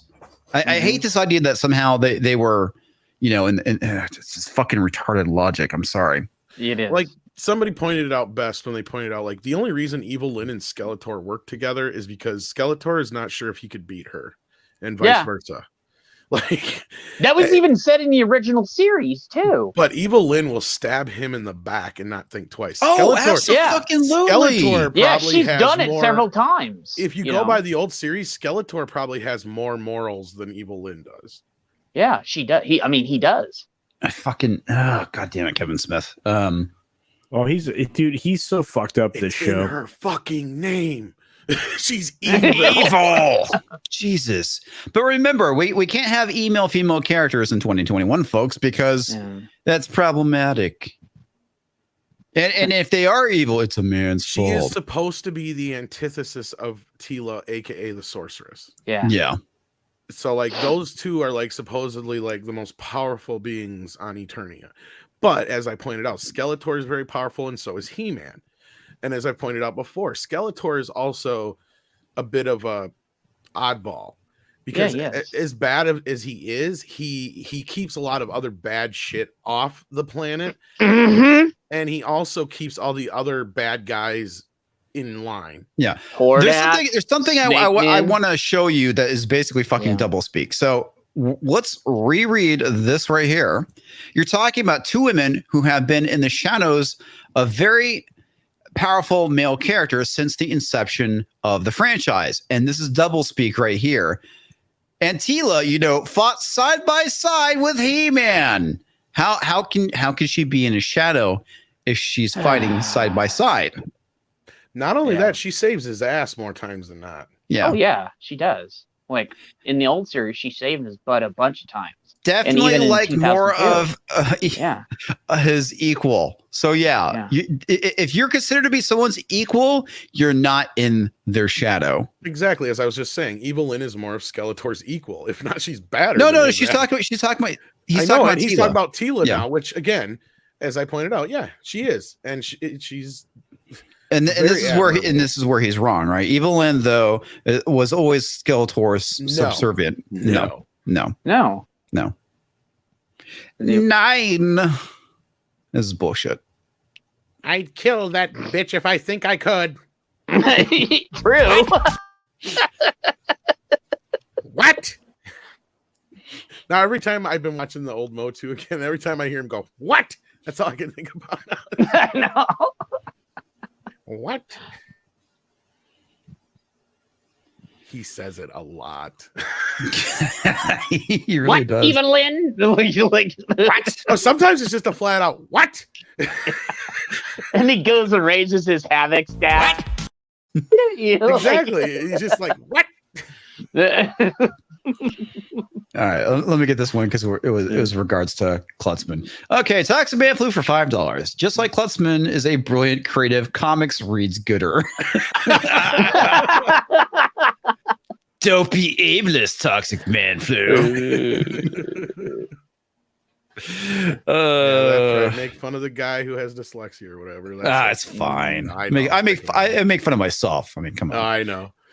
Smith added, when He-Man and Skeletor died in the part 1 finale, I guess it was part 1 finale. You'd think it'd be the part 1 series finale, but whatever. Yeah. Okay. It gave the writers an opportunity to explore how the women in their lives, Tila and Evil Lyn, would evolve without them. Jesus. Wouldn't it be the first episode? Because in the last episode, that's exactly my point. Is that the phrasing on that is not right? Yeah. Sometimes it's actually not me; it's the idiots that write these articles. Yeah. Okay. And that's the thing. Okay. You know this. I know this. The audience listening to us know this. When they see Masters of the Universe, they expect a guy named He-Man to be in the majority of these episodes. Just saying. Yeah. Just saying. Because, it was called He-Man and the Masters of the Universe. And he even had his own theme song while the show was going on. He-Man. Well, he was like kicking ass. Yeah. So, yeah. Anyway, so I hate this so much. Yeah. I really do. All I wanted was a good He-Man cartoon. Yeah, that's all I wanted, Kevin. I'm sorry. We already knew what this was. We knew 2 years ago what this was. I know. Mm-hmm. Yes and no, and I've made this defense. Like, if you look at that initial synopsis, there is a story to be told here, like I said, and you could do some interesting shit with this, but they pulled a little bit of a bait and switch. They did a little bit. A little bit. Oh, what? Hell of a bait and switch. Yeah. Yeah.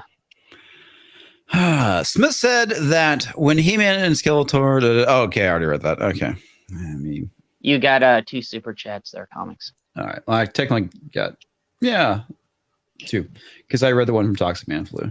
Okay. All right. This stuff still. You realize every single day it's this new, bologna sausage that is out there with the freaking He-Man or whatever it is. It just makes me go, I don't care anymore. Yeah. I mean, I just don't. And so I'm not gonna cover stuff that I don't care about anymore. So that's gonna make it so that I'm covering more and more of how stupid these business decisions are. More than I am anything that's really there. I'm sure Tom feels the same way. Tom, I mean, I look at it and I go, this is not a moneymaker. This isn't ultimately going to generate more interest in Netflix. What we need to do is we need to mock it. A lot of us have said this. I know Gary said it. I've said it. These people, the way we get to them is by mocking them. Yeah. And that's what we need to do. They are not smart. They're not smart. They like to think they're smart. These are the artificial intellectuals trying to say, we beat you by these 3 steps. If you weren't going to like it, we made you hate watch it. If you weren't going to, if this was your thing, then we've got you. And if this is something that you were loved and we destroyed your childhood, we win also. Except the thing that they don't understand is they're creating ambassadors of ill will.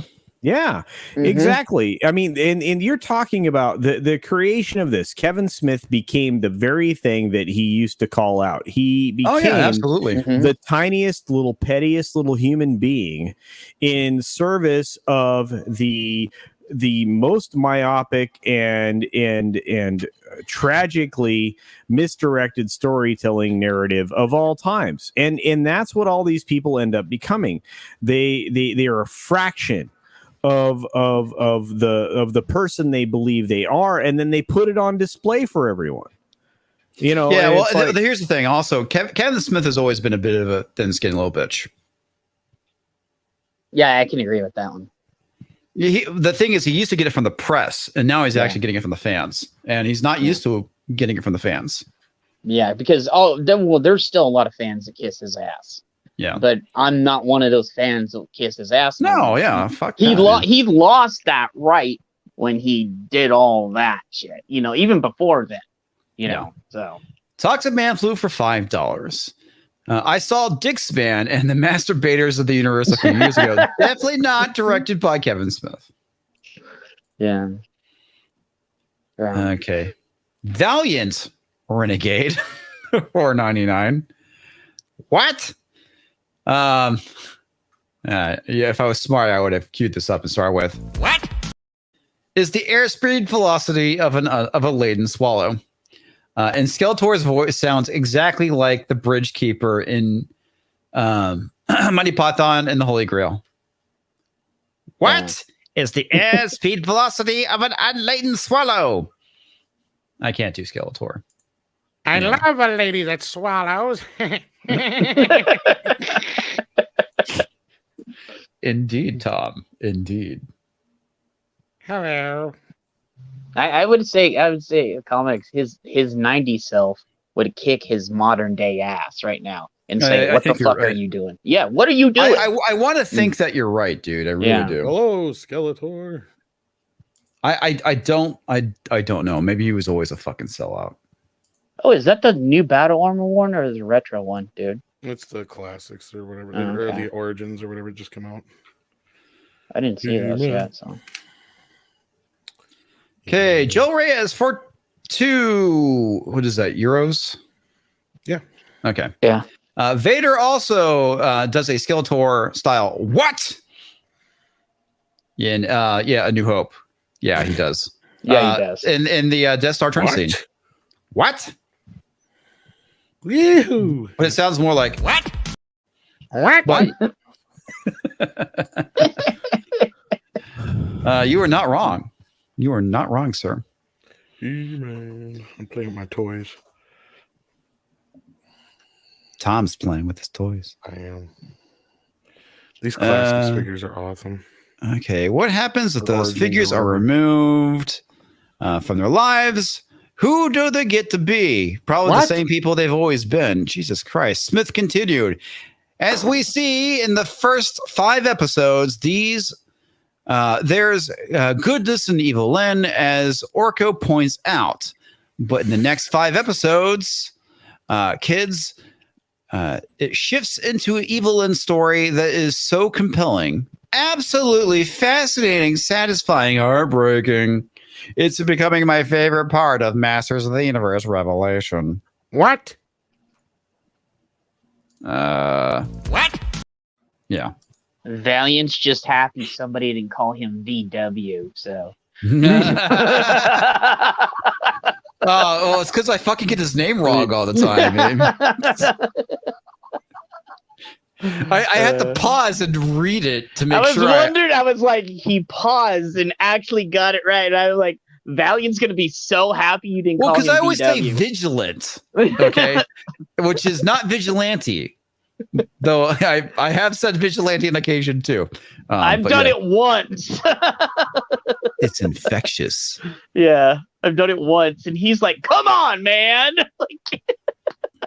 The showrunner also gushed about his love for Eva Lyn during a conversation with CBR in July, saying at the time, her journey, almost said his journey, her journey becomes really interesting. Her name is Eva Lyn. So it's right in her brand. But slowly she joins the heroic warriors and becomes something of a hero.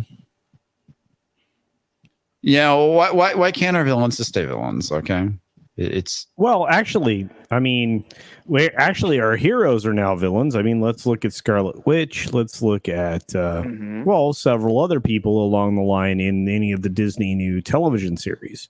They don't understand heroes, and they don't understand villains. They want to elevate the villains because they themselves are villains. They don't see that. This is called a lack of self-awareness. So, if you're wondering who the villain is in a story, you need to look in a mirror. That's a good point. Okay, watching somebody who is just being the sinister sidekick for all these years, abused by her boss, and what? Tom, would you like to take it from here? Yeah, go ahead with that one, Tom. I'll let you have that one. Yeah. Oh, let's see here. Wanted somebody who's been sinister sidekick for all these years and abused by her boss and whatnot have to deal with the world without that guy. No, I was referring to responding to it, not necessarily reading it. But you can read it if you want. Read it as okay. Smith. All right. Just like dealing with okay. He is never actually, of all his subordinates, I don't think he's ever said shit to Evil Lyn that was wrong. Yeah, because he knows. I'm trying to think, like, of all his famous, like, you bumbling boobs, I don't think he's ever said that shit to Evil Lyn. No, it's always like Beastman or Merman that he's saying. It's either Beastman, Merman, Clapjaw, Triclops, one of the guys. Usually, but never to Evil Lyn, because he knows she would kick his ass. Literally. Usually she succeeds 9 times out of 10. Yeah, she does. No. And she goes out of her way to like kiss his ass too. Yeah, so. well, I always thought when I was a kid, I always thought they were together. Like, yes, technically they are. They were together as a couple, and everybody. Well, they have a son in the comics, and so it like I was just like Adam and Tila, is together, and then they have a son or a daughter. I don't remember what it was. But that is true. He never talks. He never shit talks Evil Lyn. No, because he actually deep down loves her and likes her, but he has to put up this big tough guy because of all the other guys around him. So that brown chicken, brown cow. Yeah. Well, I mean, I've just started again, and I mean, just from my recollection and memory, I don't remember him ever talking shit to her. No, he doesn't. They like and everybody's like, what? They're I love the mostly fucking equal. projection that they're doing. Yeah. I mean, that's what this is. It's all fucking projection. 1,000,000,000.com again. I mean, this is the thing. I mean, you know, when you go vegan and your daughter dumps a bunch of fourth wave feminism on your head, this is the bullshit that comes out of that. You fucking just smack that shit out of her. Which means that, you know, Clerks 3 will be it's gonna be bad. Suckingest balls piece of shit you've ever seen in your life, kids. You know, and it takes a lot for me to use curse words, but when it comes to Kevin Smith, I'm more than happy to do so. This is a guy that made a lot of decent films, and he is sacrificing his reputation on the altar of intersectionalism agenda, woke bologna sausageness. I don't even care. I mean, even my buddy Tom, who was an apologist for this dude, is sounding disheartened. Well, Culture, I was an apologist for him for a bunch of years too, and I just stopped because I got sick of his shit. So I know where Tom's coming from too. So, well, Islanding Girl, you're right. She was the one always feeding him a lot of the good ideas. In fact, out of the few episodes I've seen, just out of the handful already, she has been the one who's enlisted like 2 or 3 of the plots. And it's not even Skeletor doesn't even know about it until it's already been well, and here's the thing, because these people are viewed as being underlings, right? Naturally they have to be subordinate, and they're never a partner or an equal. And that's exactly what Evil Teela Lyn was, is, and so is Teela. Teela was absolutely an equal to He-Man. Teela maybe not be equal in power, but Teela was equal to Adam and equal. / He-Man, and Evil Lyn was equal to Skeletor. You know, that's the reason why they were on both sides. They were both the equals. original show had a strong feminist voice behind it too, actually. And I don't mean like modern day feminism. I mean OG feminism. It wasn't. And what it had was Lou Scheimer's daughter and husband and wife were working on the show, and they were always bringing shit to the table, and they were always pushing for Teela to be proactive, and they were 50% of the creation of She-Ra. And here's the cool thing. I mean, it wasn't fourth wave feminism. Wasn't even third wave feminism, but it was a very strong feminist message in the show, and it left. Well, and that positive message that is so lost nowadays is the idea is actual female empowerment. And that's the thing that drives me crazy from what feminism has was and has become. It used to be about empowering women, and now it's about depowering women and saying they're victims, and basically that they can't achieve anything because of the patriarchy. And it was especially in She-Ra too. Or depowering men. I mean, the story there is tearing down men in service of women, right? And that's a real problem. I mean, look, the idea of equality isn't a bad one. Men and women are equality partners. is fucking fantastic. I mean, it's a great thing. And men and women have always been partners. That's the problem. So, I mean, ultimately... Yeah, but they look at these partnerships as being an equity because we have different roles in society. And that's the thing they hate that. Roles. And that's the thing that fucking drives me crazy. Okay. As an anthropologist, okay. Gender roles exist for a reason. All right. There's a reason why men are hunters and the women were gatherers. And this is no disrespect to women, but hunting, especially during the time period where you have mammoth and other, very large, mega fauna, was dangerous. That's the reason why the men did it. Especially if the women were pregnant too. Yeah. So. Well, and going back to that, if all the men are killed and one survives, and you have a bunch of women back home, the human race is fine. Any species is fine. Yeah. You send all the women out and all but one dies, you're fucked. Okay. Your gene pool is gone. Yeah. That's it. That species will go and collapse. And that's the thing that these people don't understand.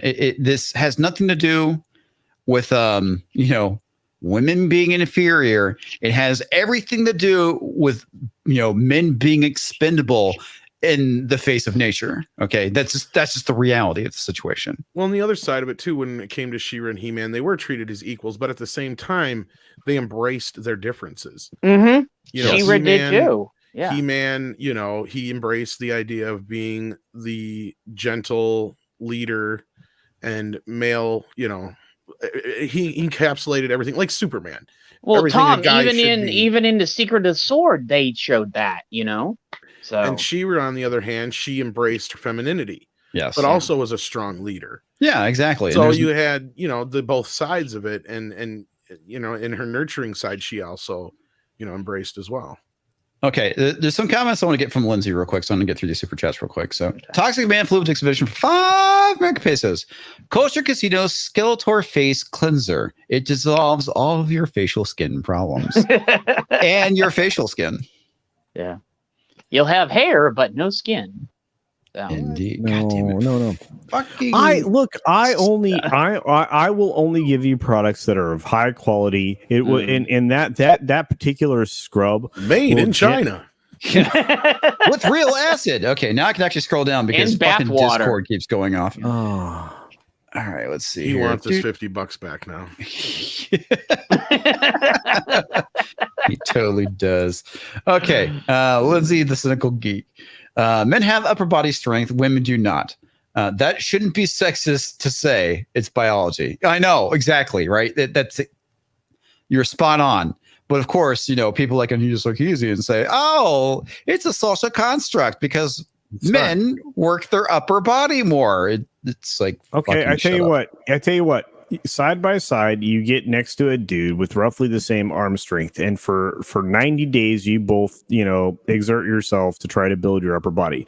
The dude is going to be more fit in their upper body than any chick on the planet. Well, and a lot of the ways that women are able to get really big and buff is by taking steroids. Okay. Yeah. And there's a reason why they start looking like men after a while. Well, in this story, it doesn't matter because She-Ra and He-Man, the equalizer is the power sword. So they both are equally powerful. Yeah. Mm-hmm. So that part is taken out of the equation.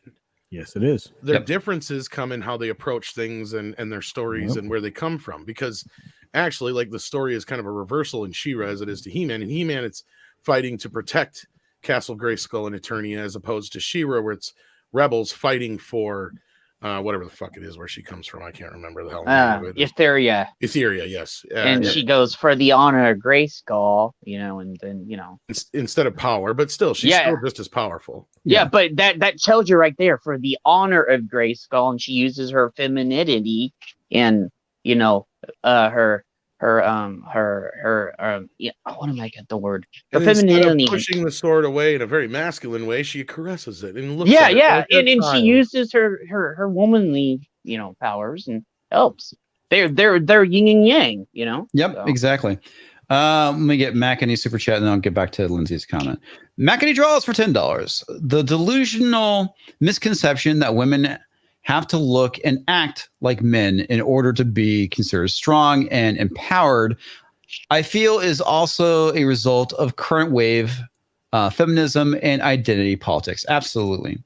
And Lindsay continues with, men are protectors, women are the nurturers. And there's a reason behind all that too. You know, and just also, there's a reason why women are attracted to status, and that is also a byproduct of evolution, because the idea of what they're looking for is someone who will take care of them, specifically protect them when they're pregnant and at their most vulnerable. I mean, all this shit is, if you actually look into sociology and anthropology, it's all there why we are the way we are. It's the reason why men act a certain way, and it's the reason why women act a certain way. So, yeah. But no, it's the fucking patriarchy. It's all sexist. This shit pisses me off. Yeah, these people have no fucking clue what they're criticizing. Absolutely no fucking clue. The difference between men and women are what makes us complicated. Masculine and femininity are, the right balance. Yeah, you need both. You can't have one. That was He-Man and She-Ra, masculinity and femininity. Like, yes. You know, so. Anyway, yeah, it's that it's a shame that this is all lost on modern entertainment. And the fact that, to make a woman strong and empowered, you have to make her basically a fucking dude. It's ridiculous. Yeah. Make Tita look like she's Abby, you know? Yep. Where are we with this fucking article? While season 1 ended. Season 1 ended with Skeletor and He-Man appearing to die in the middle battle. No, that's not how season 1 ended. No, that was the first show. Like, that was the very first show. Yeah, that was the very first episode. Yeah. I mean, I went off on that. Skeletor becomes Skelly God at the end of the season. What the fuck are they talking about? Smith recently revealed that it's likely the characters will return in some way during part 2. Well, it's pretty fucking apparent that Skeletor is Skelly God now. Mm-hmm. Where's She-Ra when you need her? Oh yeah, she's under a different copyright. I know, Tom. It pisses me off we couldn't have her in the show, but they probably screw her up too. So you know. And that Skeletor will be renamed. He becomes what we call in the room Skelly God. The showrunner said at the time something he's dreamed about for 40 years. But you got to be careful what you wish for, kids. He didn't like He-Man. He can go piss the hell off. You're right. You should be careful what you wish for, folks. Don't wish for your property that you loved as a kid to be remade in 2021. Don't. Skeletor is more like a Skeletor. What? I think it's Skelehor at this point. He sounds like Joker. I wonder why. My question is, they have the fucking phoning it in. Okay, I mean, you actually have Mark Hamill just doing the Joker. Yeah, let's talk about forming it in. We had Mark Hamill and the dude that played Batman. Hang on. Coulter wants to say something. Okay. The actual dude that did the actual Skeletor voice was a part of this actual series. Really? Yeah, he was. It was Mossman, and they killed him. Here's the thing: I don't know if they legally can have him do Skeletor's voice. It might step over the line legally. Why? What's the deal with because of Filmation? Netflix says in their freaking advertisement, in their synopsis of each of these episodes, that this is a sequel to, the stupid jackass of the fucking universe, which it's not. He said spiritual successcer, Kevin Smith. No, he said it. That is not what it says in the description for the Netflix series. Mm-hmm. It says it's Culture's right. I think legally it cannot be an actual. It cannot be. Yeah, that is. But again, it's beside the point. They didn't pay the licensing fee. That's why. Mm-hmm. Here's the thing, and the short version, because we just put out one of our videos on this. We're still digging in. This goes. I watched that earlier. Back 30 fucking years, and at some point there was some deal made because Filmation was bought out by a holding company, and then they just turned around and liquidated everything and sold it out. And Hallmark bought all the characters and all the cartoons and shit like that from Filmation. And that part included part of the ownership of certain He-Man characters and 50% of She-Ra. And throughout the years, there must have been some deal that was made between Universal. Well, it eventually wound up at Universal, but some deal must have been made, like a handshake deal between them or something. We're trying to find what happened. But we've heard rumors that in 2023, the rights to Motu revert to Universal as a whole, which is crazy. But there's already precedence to think that, since She-Ra is technically already over there. And basically what it boils down to is they can't use anything that Filmation owns, as far as like the Orko as a character for one. But why they kill him. But not just that, he was different. He was different. Yeah, from he was the start, different. and that's where this 25% different thing comes in. Fucking geez. And so 25% different He-Man. Yeah, and again, we don't know if that's the exact amount, but it basically, we just say that because that's what these lawyers will say generally. It just has to be different enough.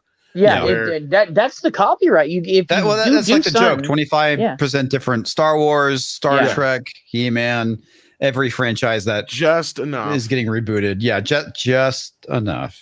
And there's also certain story elements and shit from the Filmation series that I know they made. That see, that's the thing is there was such a crossover between the two, and Masters of the Universe was like a dead franchise for years until the 2002 series, and that failed to do anything.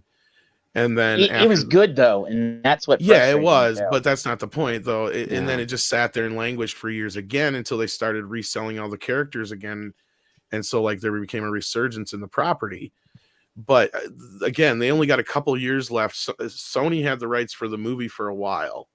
And that was through some deal that they had made. So like there's all this convolution that goes on with the characters. And that's probably another reason why Orko wasn't in the Masters of the Universe back in 87, because they probably would have had to pay Filmation then to use the character. I mean, that's a thing. Oh yeah, they developed the character, didn't they? Yes, Orko is an original character. There's a few other original characters. Lou Schreimer was his favorite. Lou Schreimer's favorite character. And they created 50% of She-Ra. So like I said, they owned 50% of that right off the bat. So it's like already convoluted and mixed up. But there was a bunch of companies that bought other companies out, and it all wound up back at Universal.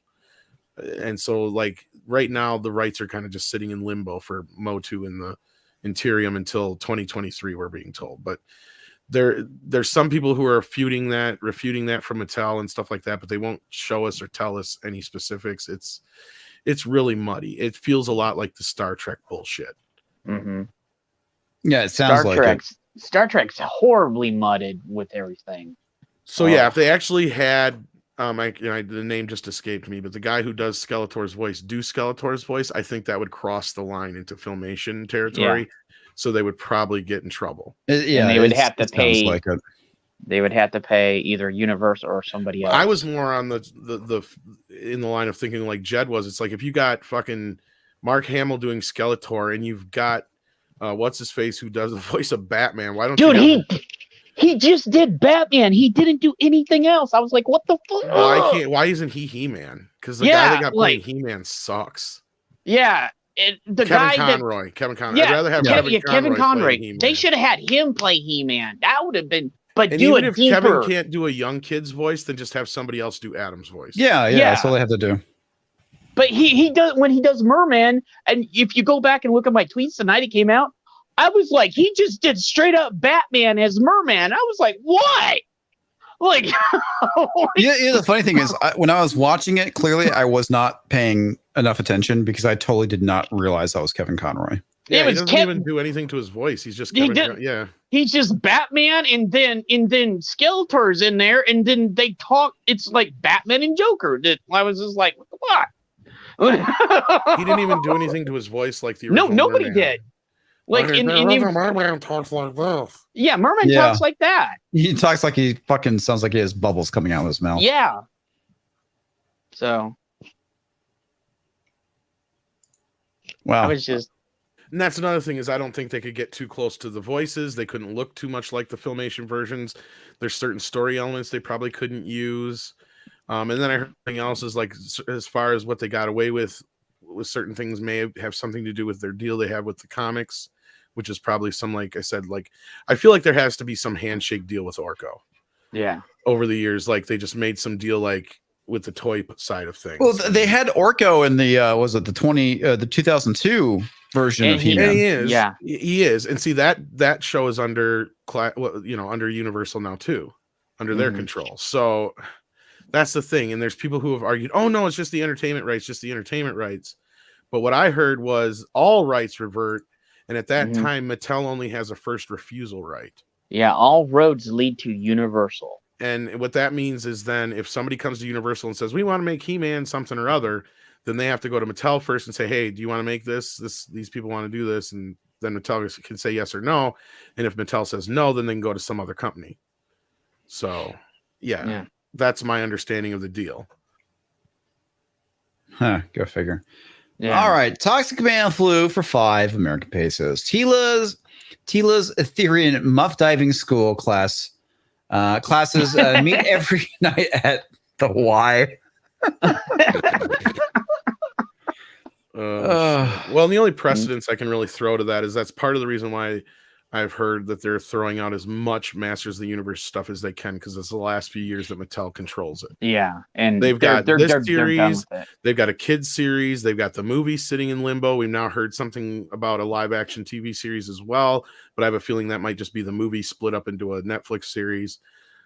So they're milking it for every bit they can right now. Oh, it's fucking apparent. Yeah. All right, so let's talk about the Suicide Squad. I know Tom, you watched it.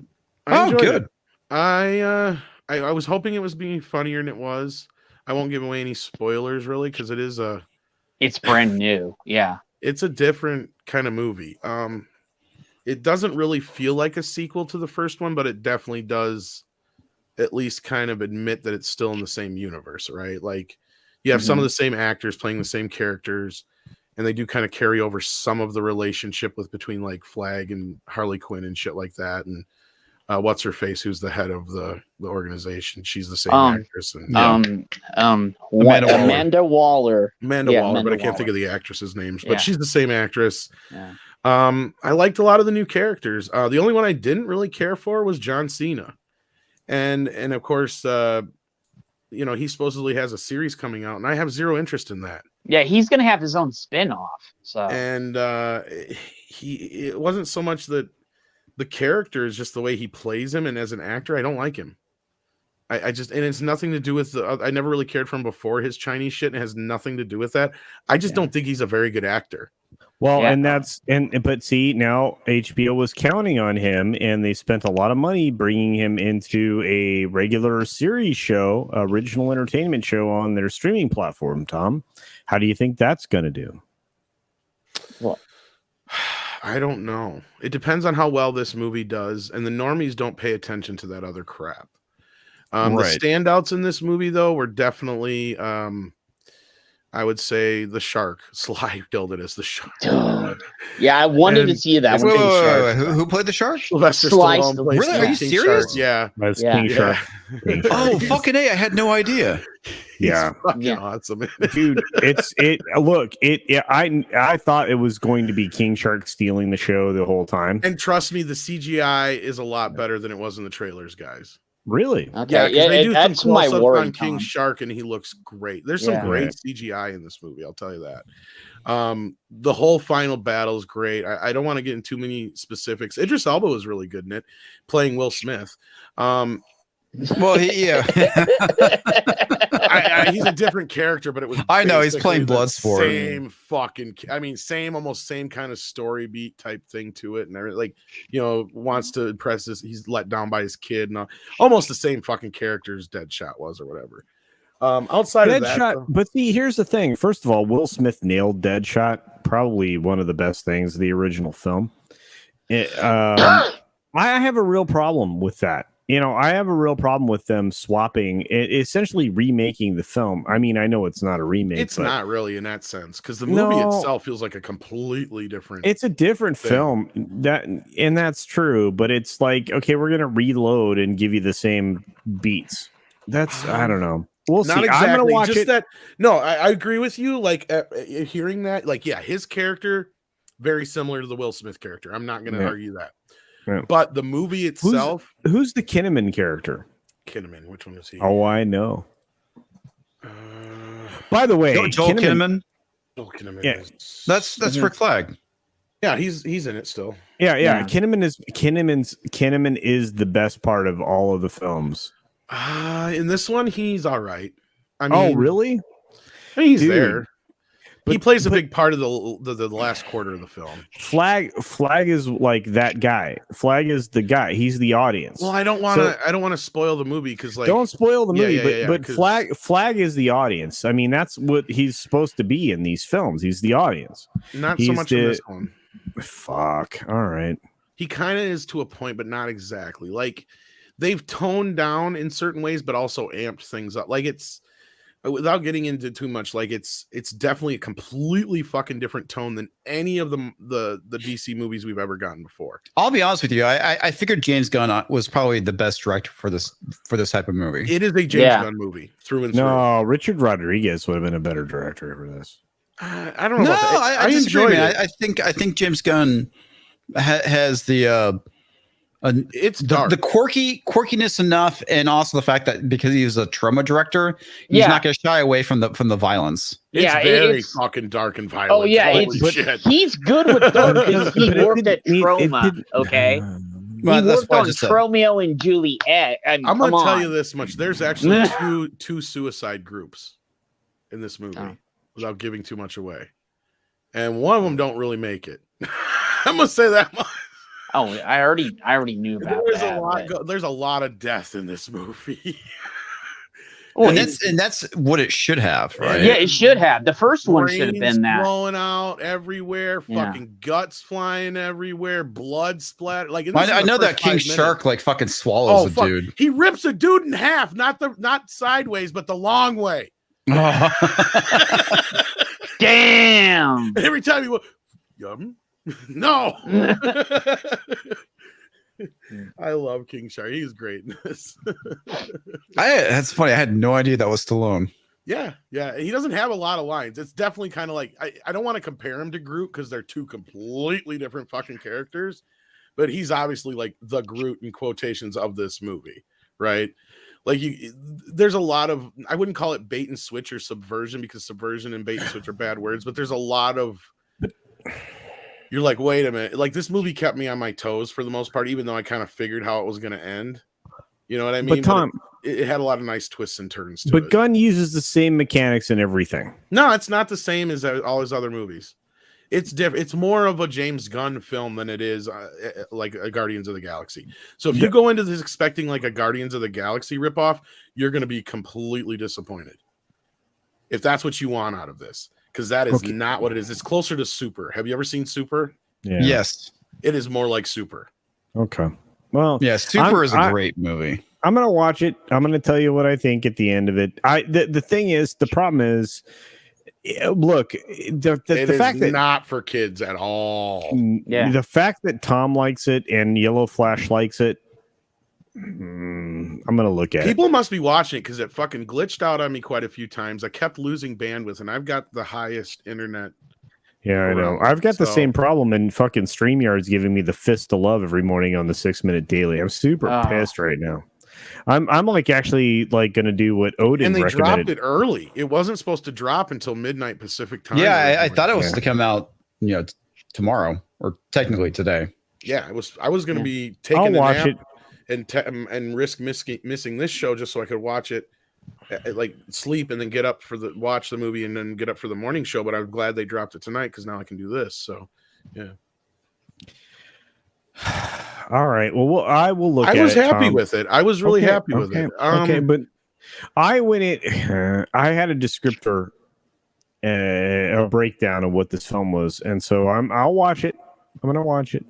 Oh yeah, I'm gonna give it a fair shot too because I mean, if somebody just broke down what the movie was about to me, there's probably shit that would piss me off. Yeah, and that's where I'm coming from. Yeah. No, I'll watch it again. It's one of the reasons why I go into a film, even though somebody's told me beat for beat what's going to happen. I want to see what it actually was. And then even when I've seen like the Cliff's Notes version is what I call it, you've seen these, Tom, where they break it down. You get like the clip by clip by clip that kind of just chops the movie up into a 15-minute like breakdown. Yeah. I've seen there's those a lot that that goes on in this movie, dude. Okay, I'll check it out. It jumps around a lot too. Like it starts out and then it jumps back like 3 days and then it hits another beat and then it goes back another like few hours. Like it bounces around kind of like Pulp Fiction a little bit here and there. Ooh.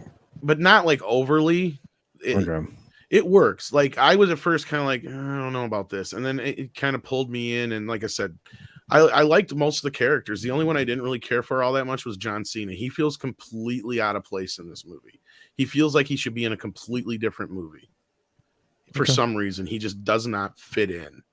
I don't know what it is. Do you they just couldn't get Will Smith back? I don't think he was interested. Yeah. That or he probably the real reason was probably if he came back, he probably had sequels in his contract, but he probably made too much. Too much money for them to bring him back. Well, okay, so let me put because if you're insinuating that basically what's his face Idris Elba's character was probably Will Smith's character just reconverted, you're probably right. I know it was. Yeah, chances are, my guess is that yes. Yeah. And here's my thing. Oh, go ahead, Culture. No, please. Oh, I was gonna say, Cena's played a good guy in the WWE for how long? Decade or two? How could he not get the good guy down? You know what I'm saying? Well, he's not a good guy. He's been a baby face, So, well, yeah, I get that, but yeah, Peacemaker is supposed to be like an evil version of Captain America. Yeah, but he's also done evil things. I've seen him in some, and he, it's either hit or miss with him, because you got to let's be honest, a lot of the stuff in the WWE is acting nowadays. It's not wrestling anymore. What do you mean? It's always been acting. Come on, buddy. Yeah, I know, but there was when Hogan and Warrior and all those guys, they actually wrestled, Yeah, yeah. So. But yeah, there's a certain amount of acting in wrestling, even when it comes to the actual physical part. Yeah. Oh no, absolutely. Yeah, no, you have to sell. That's the Stone Cold and Rock were two of the ones that did that. Taker did it too. They sold. No, man. Yeah, no, you have to the sell. action's fine. It's the acting part. Yeah. No, that's fine. And I don't really have any interest in a series following that character. Yeah. He's just not. He's just okay. I'm gonna watch it. I'm gonna give you my thoughts. It's gonna be real. It just frustrates me. The film could have been so much more if they would have been able to bring some of the other characters back. I mean, like I said, Will Smith would have been. They got a lot more than I thought they would actually. Because I know what's his face, Boomerang's back, Flag's still in it, Harley's still there. Well, okay, but again, Amanda Waller's still there. Okay, okay, so let's do this. So now you no longer have Harley Quinn. They'll pay her to bring her ass back. No, I think they're done with her. Nah. Yeah. I think they've had at least one more or two. They'll get her back. It'll be a couple years, but especially if this movie does well. They'll put a dump truck of money in front of her and then bring her back. Maybe. No, they're not going to give her a dump truck of money. She is okay. Look, so right now the top of the market is 20 to 25 million for leading females. Right now, the top of that market is Scarlett Johansson. She only has another year and a half, maybe 2. Maybe 4 if she stretches it and does something remarkable, as in that price range. And she may have just shot herself in the foot because of the loss of Disney, right? So that's your top end of the market. Emily Blunt is second place. Disney had both of them in the fold, right? Emma Stone shows you what the mid level is. Mm-hmm. So when you start to look at the breakdown of the salaries. Margot Robbie's maybe mid-level. She's a little bit above Emma Stone. That's about it. She's not. She's good. She really is. But she's showed herself to be difficult to work with in certain circles. Well, wasn't that one movie where she was Tanya Hardin? They had a lot of problems with her. No, did they? Yeah, There's just been that, but it's fine. I mean, again, these are things I've heard. Other people can hear other stuff, but I'm just saying is like you have a handful of female actresses, and that's it. It's like these are the top of the market people. In fact, right now, Jennifer Aniston's doing her very best to crawl down the ladder. Oh yes, she is. But it's like, look, I mean, like if you start to be unappealing to everyone, you start to limit your finances.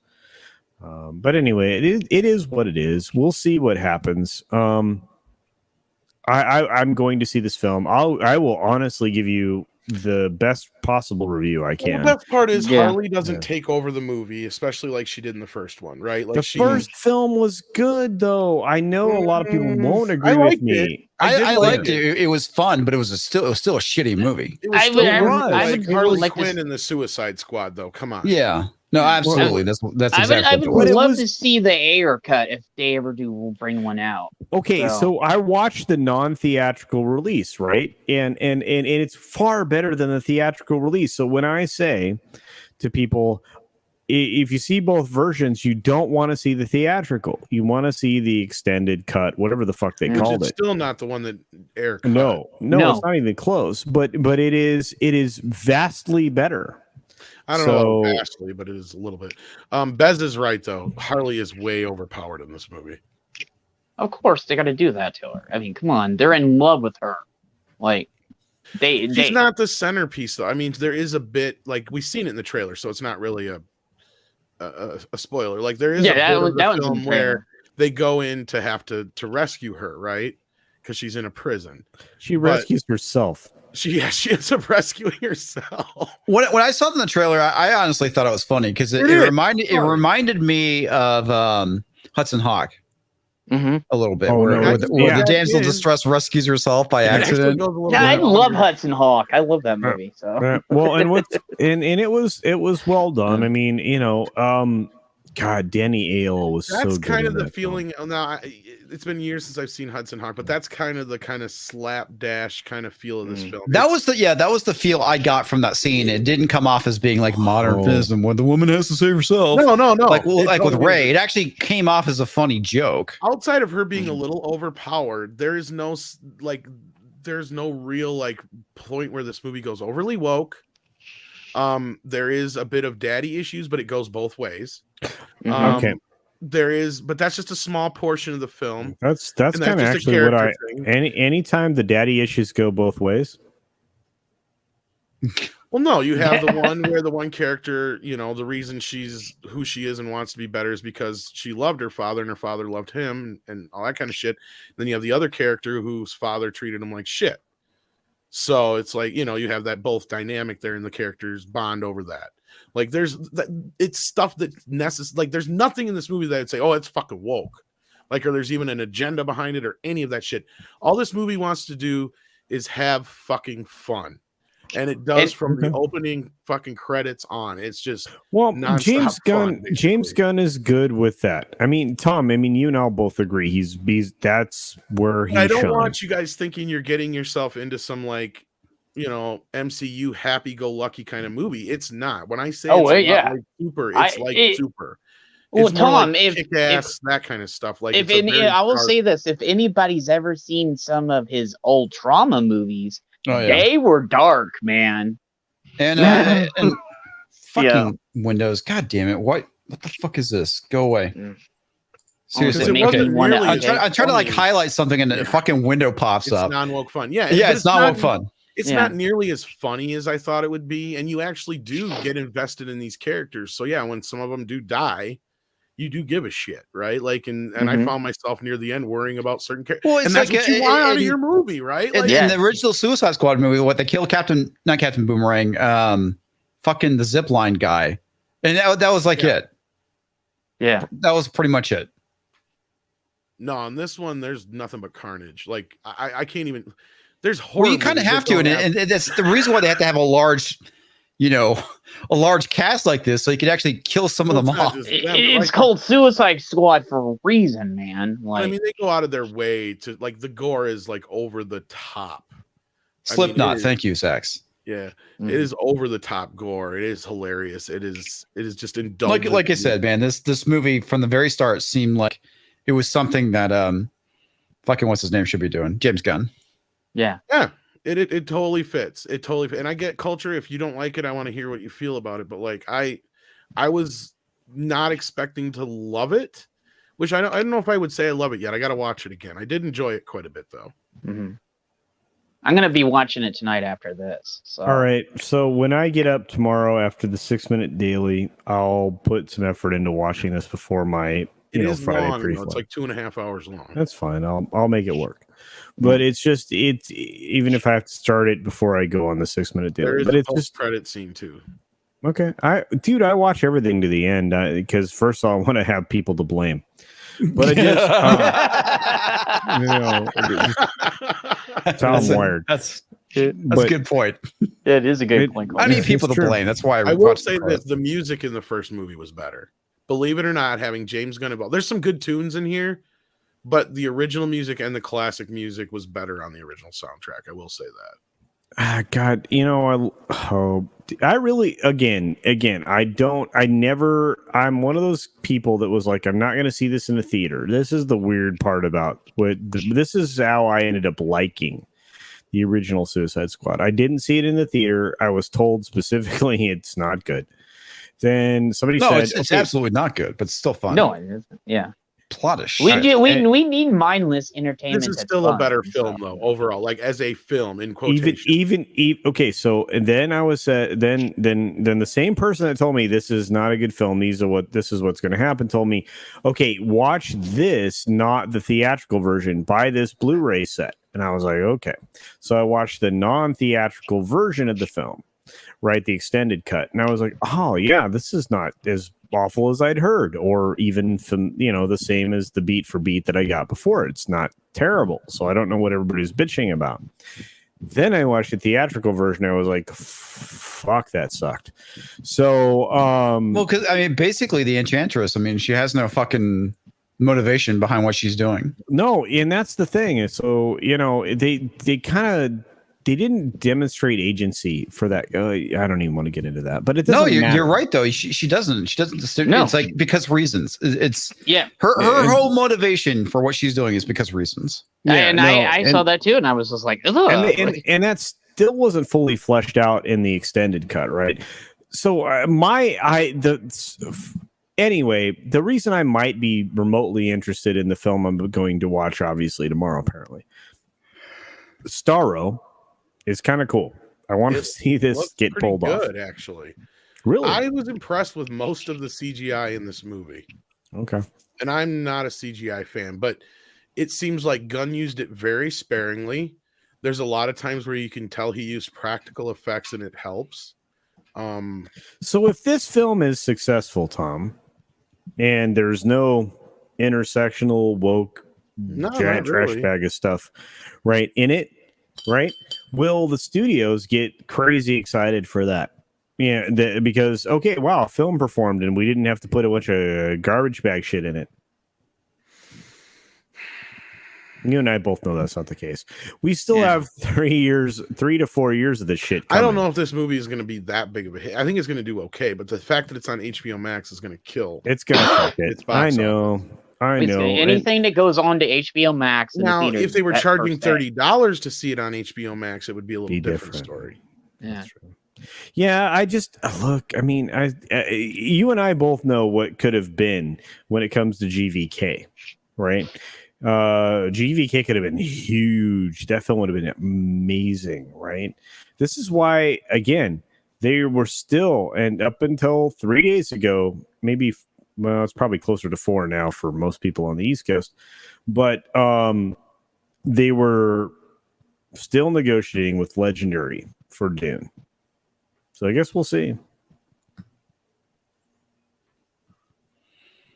All right. I think we've killed that one. Again, without getting into spoilers, I really can't say too much. It was good. It was fun. I think you guys will enjoy it. So, well, I'm looking forward to watching it tomorrow. I do it. I could go back. Anyway, so let's go around the horn, starting with Culture Casino.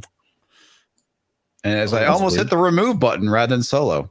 That would have been funny. I've done that. No, I've done it too. I've done it to Culture several times. Yeah, it's fine. Yeah, it's okay. Here's the thing. I have a channel. Check it out.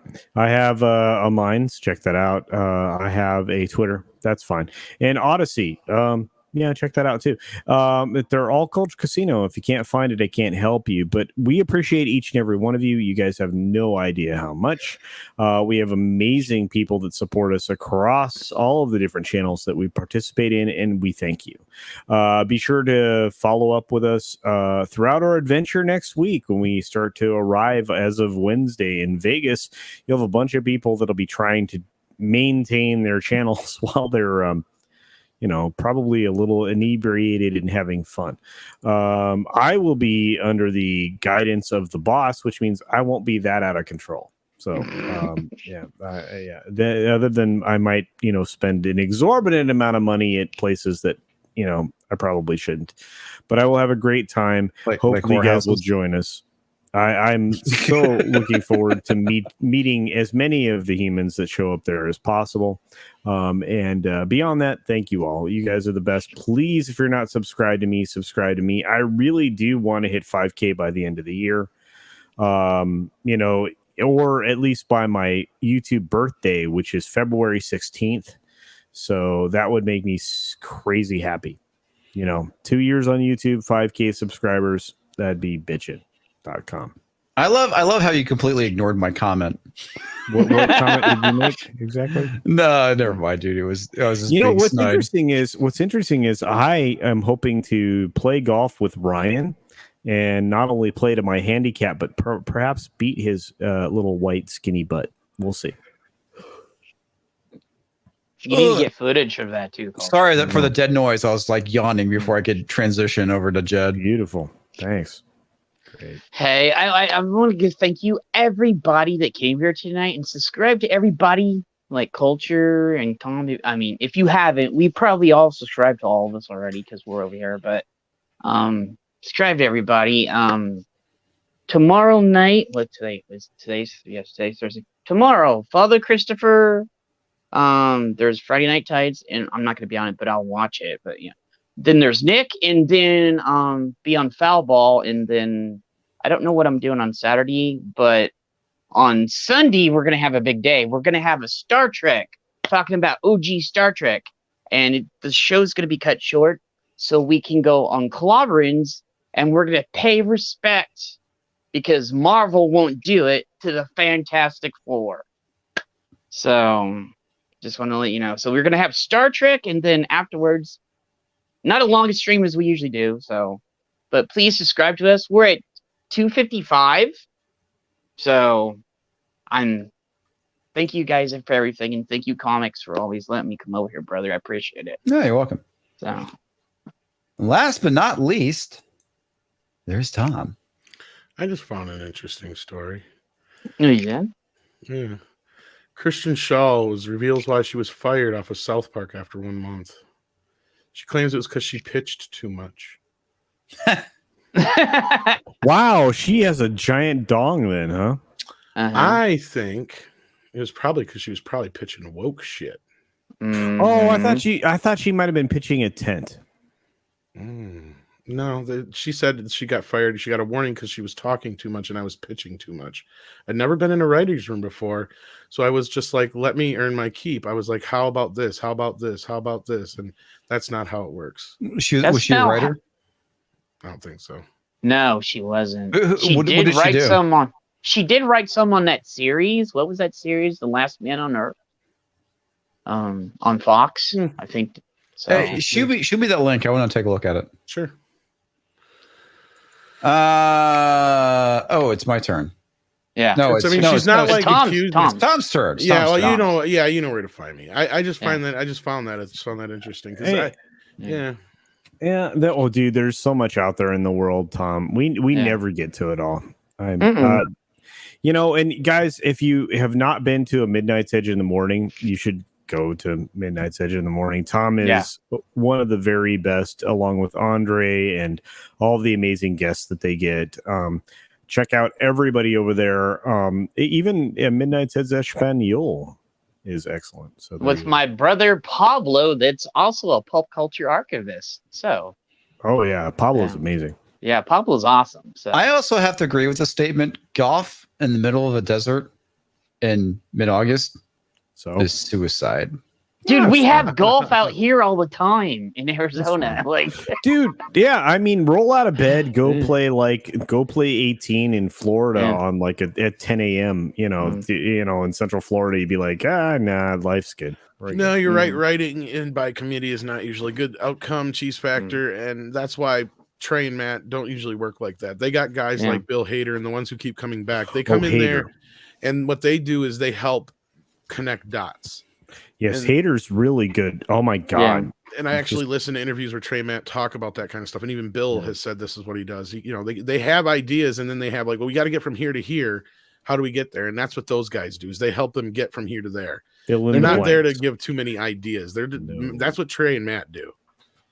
Yeah, you want. Yeah, no, I mean that's the thing. I mean that's what a showrunner is supposed to do. It's like, okay, we want to get from here to here to here to here, and the guys that are in the room are supposed to fill that in, and they're not supposed to do anything other than fill that in. Well, That's Bill what Hader's that's what they're hired too. So there you go. Fucking Hader's a brilliant human dude. Barry is so great. Have you guys seen Barry on HBO? Holy no, but I should check it out if it's on HBO Max. Dude, it is. Show. It's balls out fantastic. The first season especially. Holy shit. Yeah. All right. Anyway, Comics wants to go to bed. Yeah, I do, but I also have some catch up stuff. I probably should have done this at the very beginning of the stream rather than at the end. But Gideon Larson gave a $10 super chat. Have a good one. That was from our Monday night stream, and I completely missed it before we went off the air. Another thing too, I went to the PO box this week, and somebody sent me this. Let me. So there's not a glare. You just that wrong thing. There we go. Oh, it's the Terminator. It's Japanese. Holy smokes! Is it like a program or something? Yeah, promo. This is like from the 80s, dude. Oh my god! Yeah, dude, that's awesome. I don't know who sent this. But thank you. This is awesome. I need to get this framed. There's like a note or something in front of it. Yeah. It's basically from the shop that sent it. That's incredible. Yeah. Dude. That's awesome. Yeah, I mean it's vintage. Yeah, I mean it's you can tell because it's it's beginning to yellow. Yeah. You need to put that in there. You need to put that in a frame and put it up on your wall. I am. I'm gonna get a frame for it. I'm gonna hang it right over here. Conan. Yeah. You need to hang it. You need to hang it at the ranch. Yeah. Why would I hang it at the ranch? I don't know. You're gonna move there at some point. I'm not gonna move there. It's more the weekend thing, man. The only way I'm moving there is if fucking society collapses. You know what? You're getting as old as me. I'm gonna go up north to the cabin this weekend. Wait a minute. Whoring is legal there. Let's start an actual ranch called the Pussy Ranch. Ooh. With ladies. I applaud you, Tom. I applaud you. I'm calling it Bug Out Ranch. But... Bug Out.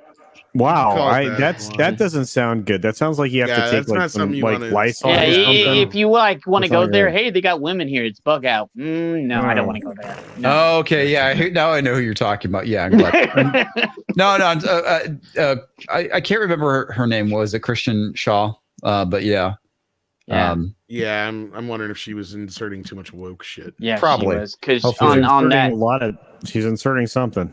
That's wow. Anyway, yeah. Hi, folks. It's time to go. And now that they've reorganized everything under video clips for, I noticed that. Yeah, it's kind of a pain in the ass. Okay, but here's a few things. Can you guys yell at StreamYard for me? Because I am frustrated. The 6 Minute Daily is a giant fucking bologna sausage the last week because my stream goes like full acceleration to 1 frame at a time. To full acceleration, they suck. I'm so pissed. Koalas in the rain. Koalas in the rain. No fucks given.